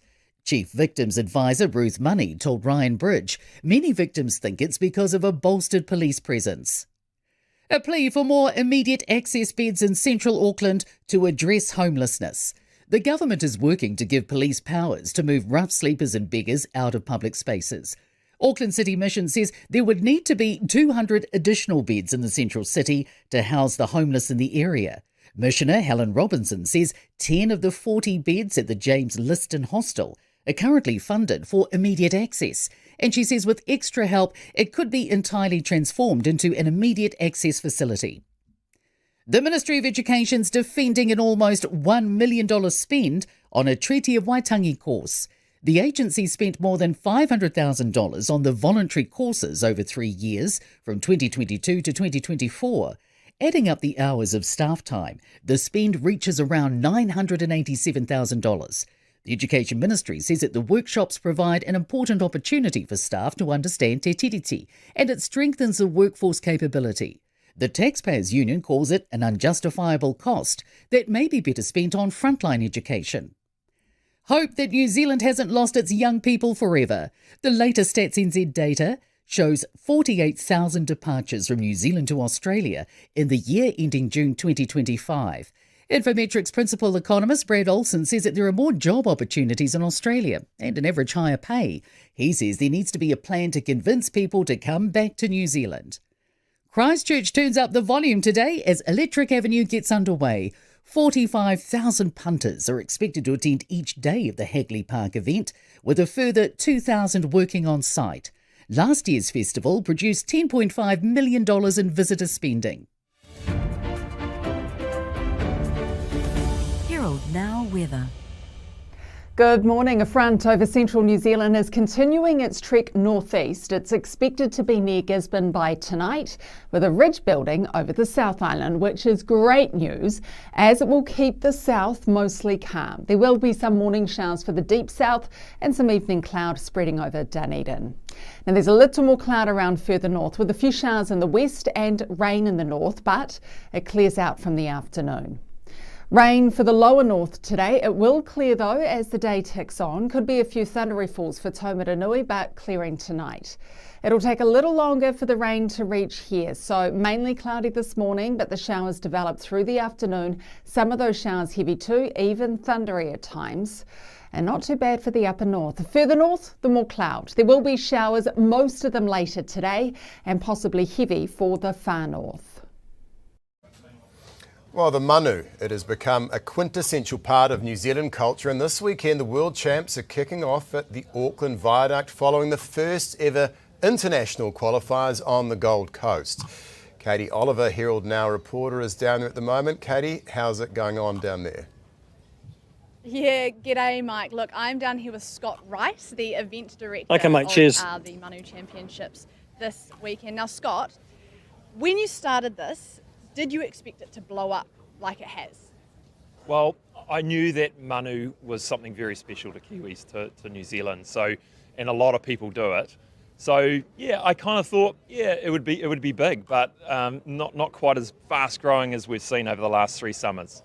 So this weekend, you've had how many people apply to get to this point this weekend? How many people have got through the qualifiers?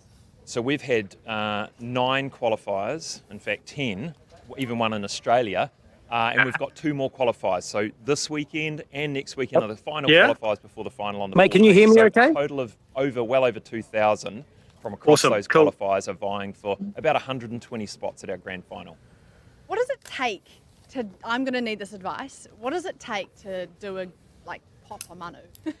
Well, there's a few different factors. It's getting a good takeoff, the flight in the air, getting yourself in a position where your rear end and the lower back are going to hit the water first in a nice tight V shape. So a bit of flexibility required. And then once you're into the water, it's kicking out flat and that sends the water really high. So that's in theory what you should do, a little bit harder in practical sense.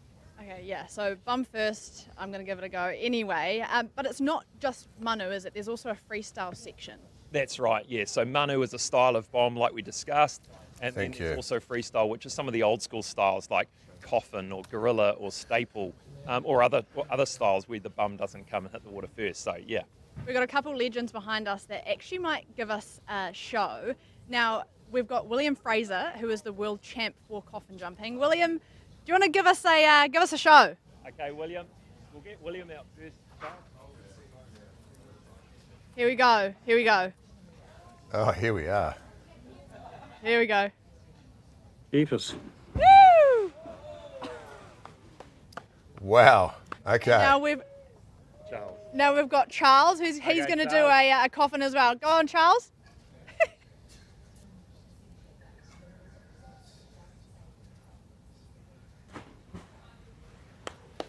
All right, so yeah, I'm not going to do it as good as that, but stay tuned and I'll give it a go. Yeah, well, we really look forward to that, Katie. So just remember, tight V, flick up your legs, and we'll be back with you shortly live to perform your own Manu. That is Katie Oliver, Herald Now reporter, down there at the viaduct. Well, an endangered tropical sea creature the size of a dining room table has paid a rare visit to the Bay of Plenty, and photographer Nathan Pettigrew was lucky enough to spot 5 of them. He is with us now. So Nathan, thanks for being with us, mate. So how did you come about this? Like, how did you spot them? Mate, I was actually out on the water looking for any wildlife I could to photograph, and one of the dolphin boats actually gave me a call. Dolphin Seafarers got on the phone and they said, "Hey, you've got to get in close to shore. There's 4 or 5 leatherback turtles here with a bunch of sunfish." And I thought they were joking, but I raced back in about 12 kilometres, and yeah, sure enough, these leatherbacks popped up. And these leatherbacks, I mean, are they pretty rare to see? The giant ones in particular. Yeah, they are. I mean, they've been coming here for years. They've been coming for a long, long time. But I don't know if we're actually seeing more of them because there are more of them coming down, or because of social media and more people on the water and stuff like that. But yeah, they do come down every year. I thought this season was actually not very good. I thought it was all over and done. But no, they've popped up last minute. I'm just looking at pictures we've got rolling at the moment of these giant turtles. I mean, they are incredible. What sort of went through your head when you saw this? I was amazed. What amazed me, I mean, I've seen them before, as I say, but what amazed me was how close they were to shore. We're talking like 1.5 to 2 kilometres offshore, which is really close for a leatherback turtle. And then to have sort of 4 or 5 pop up was just amazing. And then sunfish going under the boat as well. It was, it takes a lot to sort of blow me away these days, but that really, really blew me away. Had you seen that number before? How unusual is it to spot a group like this? Really unusual. I've never seen it before. Sometimes I'll come out on my boat and I'll see, 3 in a day, but spread out over, many kilometres. But to have, 4 or 5 in one spot is I've never seen it before. Yeah, well, it's a pretty amazing sight for sure. Nathan, thank you very much for joining us this morning. That is Nathan Pettigrew, who got some up close and some amazing images there with those giant leatherback turtles. Well, up next, Garth Bray will be back for all the latest from the markets. We'll see you soon. Know more of the story with Herald Premium, giving you full access to in-depth news, opinion and analysis, with more world news, business insights, and investigative reports from our world-class team of journalists. Plus subscriber-only functionality to comment on stories, access newspaper e-editions, gift articles, and enjoy crosswords and puzzles. Subscribe now to Herald Premium. When building for investment, it's important to find a team that you can trust. We decided to build the GJs because they're good quality that they always provide us. They help us throughout the whole process of getting the resource consent to the building consent, and their contracts are very easy to understand. We have built 4 houses with GJ Gardeners, and it's just easier every time we work with them. I'll definitely recommend GJs to all of my friends and family. If you're thinking of building, choose the builder you'll want to build with time and time again. Luke Combs, Morgan Wallen, Kaylee Bell, Jelly Roll, Megan Moroney, Chris Stapleton. All the country stars have come to play on the all-new iHeart Country NZ. Your new home for country is iHeart Country NZ.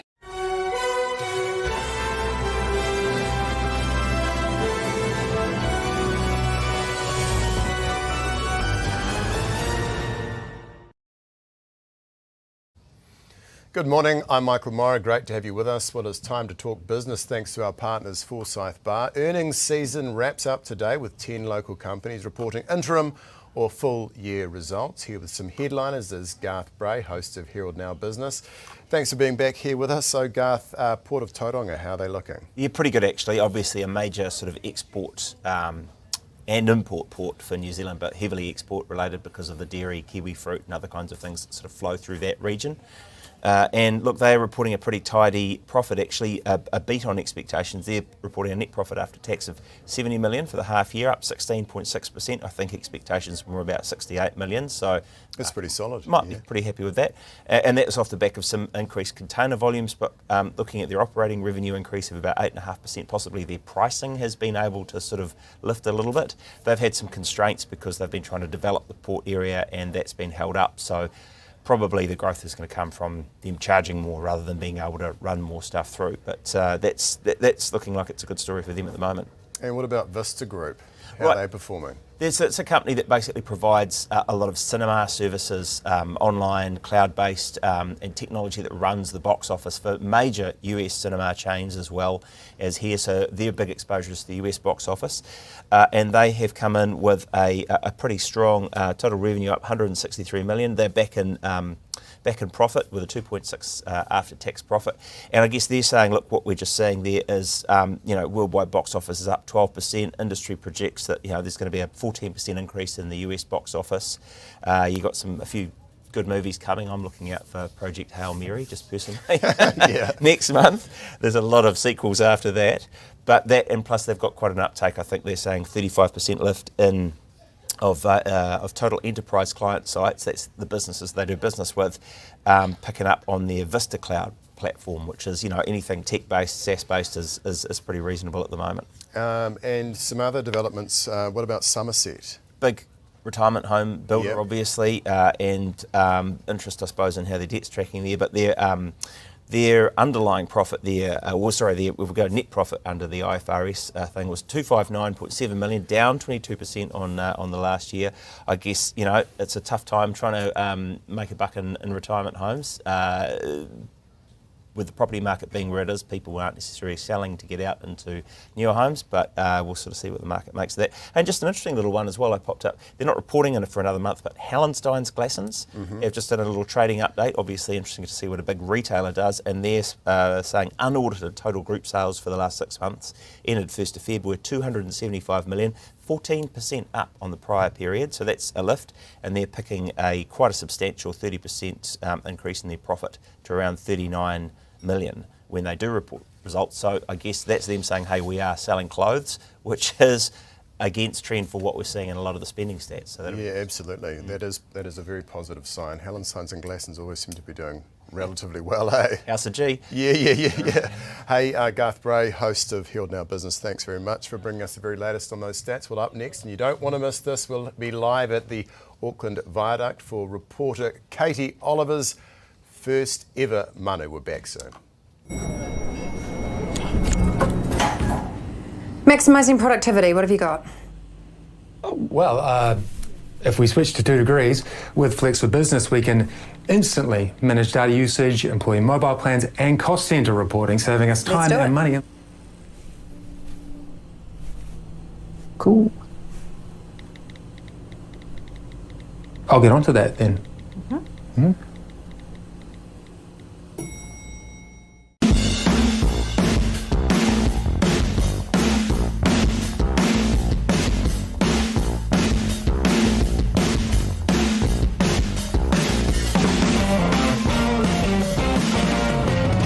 We've done few subdivisions with GJ Gardner, and from the resource consent to the building consent, getting the council permits and stuff, always GJ Gardners are ahead and helping us out through the whole process, and it was so easy working with GJ.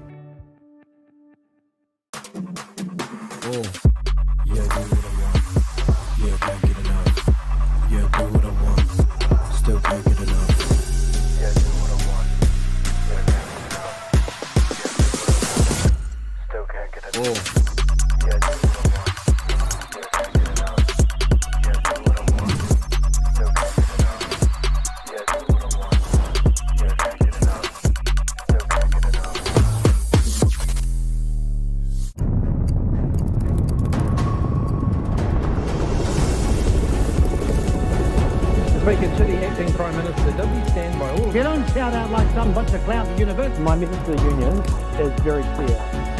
Don't use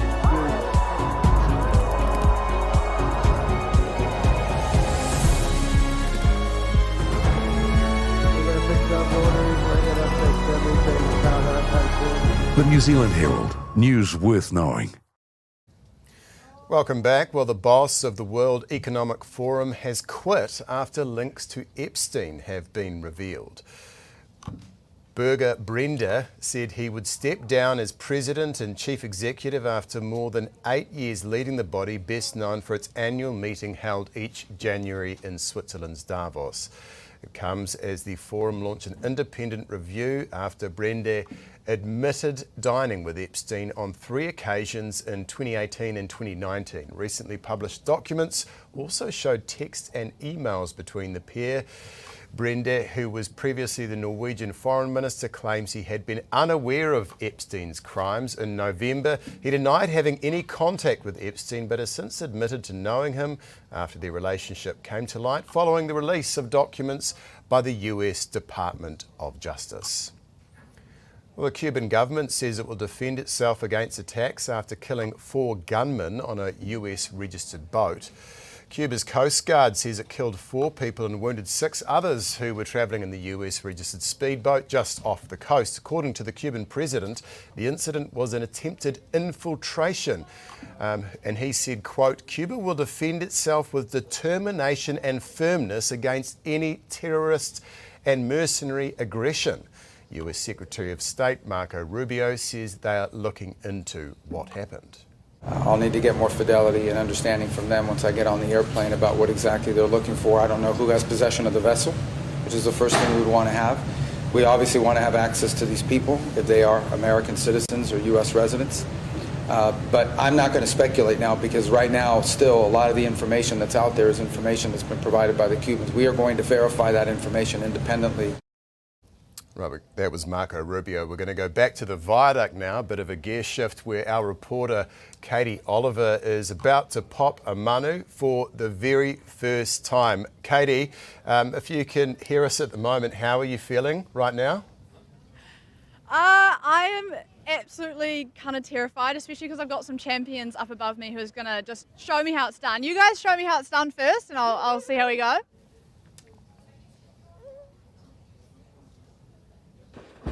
Oh, just got decently splashed. And again.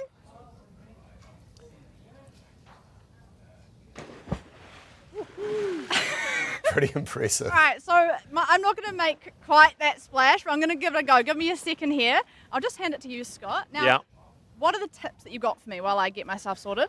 Well, tips are, as we talked about, the flight, it's then just tucking into a nice tight V, landing on your bum and your upper back and your lower back, and then kicking out when you hit the water. So Jar's waiting on the 5 metre, but are we gonna see Jar first, or are you gonna go first? Okay, Jar's the 3-time champion of whangarei. He's a real champion. Let's see what he can do this morning. Wow. Goody. All right, Katie, are you ready? No. Okay. 3, 2, 1. Oh, a valiant effort, not too bad. That was pretty good, I reckon, for her first time. Yeah, absolutely, pretty good for her first time. We saw there Katie Oliver jumping off, attempting that Manu. Not quite as high as Jay from whangarei, but like a pretty valiant effort nonetheless. That was our reporter, Katie Oliver, down at the viaduct. Well, on Wednesday, we brought you the story of the soccer player who saved a seagull with CPR. The bird was hit by a ball during the game, and Gani Kantan saved the seagull with some chest compressions. Today, he's playing down his act of heroism. Bir tecrübem yoktu. Artık o an refleks olarak geçti ya da bir yerde mi gördüm, ne yaptım? Ya bir hayvana, bir masa şekli, köpek ya da kedi bir yerde görmüş olabilirim. O anki refleksimle.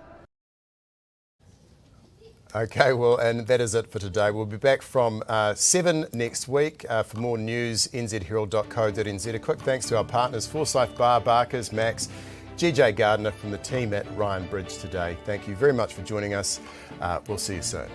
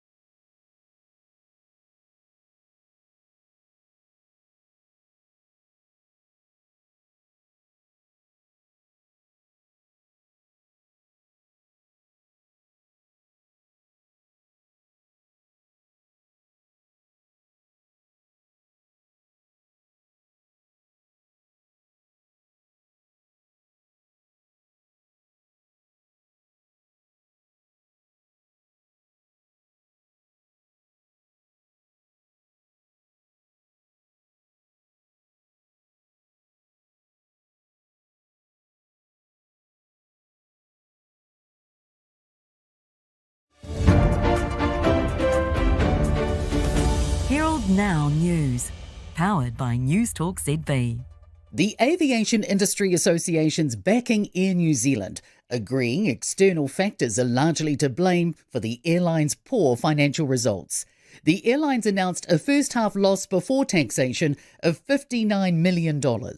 Association Chief Executive Simon Wallace says comparisons shouldn't be made with Qantas' successful financial results, as it's a far bigger airline with a stronger domestic economy. A victims advocate is attributing a switch-up of crime figures to changes in policing and sentencing. Data from the latest Crime and Victims Survey shows there were 49,000 fewer victims of violent crime in the year to last October compared to the 2 previous years. The government says there's no doubt the gang patch ban has played a part. Chief Victims Advisor Ruth Manu told Ryan Bridge many victims think it's because of a bolstered police presence. A plea for more immediate access beds in central Auckland to address homelessness. The government is working to give police powers to move rough sleepers and beggars out of public spaces. Auckland City Mission says there would need to be 200 additional beds in the central city to house the homeless in the area. Missioner Helen Robinson says 10 of the 40 beds at the James Liston Hostel are currently funded for immediate access, and she says with extra help it could be entirely transformed into an immediate access facility. The Ministry of Education's defending an almost $1 million spend on a Treaty of Waitangi course. The agency spent more than $500,000 on the voluntary courses over 3 years, from 2022 to 2024. Adding up the hours of staff time, the spend reaches around $987,000. The Education Ministry says that the workshops provide an important opportunity for staff to understand te tiriti, and it strengthens the workforce capability. The Taxpayers Union calls it an unjustifiable cost that may be better spent on frontline education. Hope that New Zealand hasn't lost its young people forever. The latest Stats NZ data shows 48,000 departures from New Zealand to Australia in the year ending June 2025. Infometrics principal economist Brad Olsen says that there are more job opportunities in Australia and an average higher pay. He says there needs to be a plan to convince people to come back to New Zealand. Christchurch turns up the volume today as Electric Avenue gets underway. 45,000 punters are expected to attend each day of the Hagley Park event, with a further 2,000 working on site. Last year's festival produced $10.5 million in visitor spending.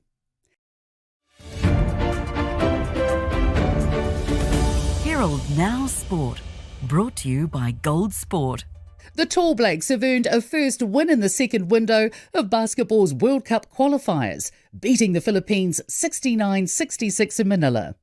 Yuki Maya is the best of the local golfers in second, a stroke off the lead after 13 holes of the rain-affected New Zealand Open first round at Millbrook. South Africa and India have secured Super 8 stage wins at cricket's T20 World Cup. 34-year-old Blackfern, Portia Woodman-Whitcliffe, has retired from rugby for a second time. Herald Now Weather. Good morning. A front over central New Zealand is continuing its trek northeast. It's expected to be near Gisborne by tonight, with a ridge building over the South Island, which is great news as it will keep the south mostly calm. There will be some morning showers for the deep south and some evening cloud spreading over Dunedin. Now there's a little more cloud around further north, with a few showers in the west and rain in the north, but it clears out from the afternoon. Rain for the lower north today. It will clear though as the day ticks on. Could be a few thundery falls for Taumaranui, but clearing tonight. It'll take a little longer for the rain to reach here, so mainly cloudy this morning, but the showers develop through the afternoon. Some of those showers heavy too, even thundery at times.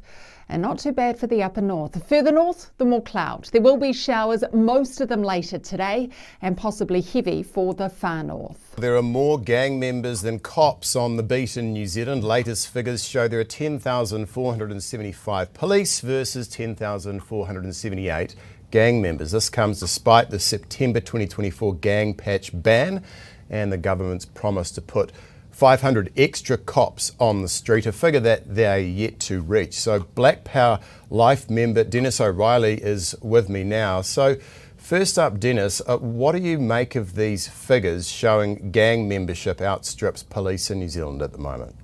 Well, morena, Michael. Well, we know the number of cops is true because we pay them wages. The number of gang members is a bit more moot.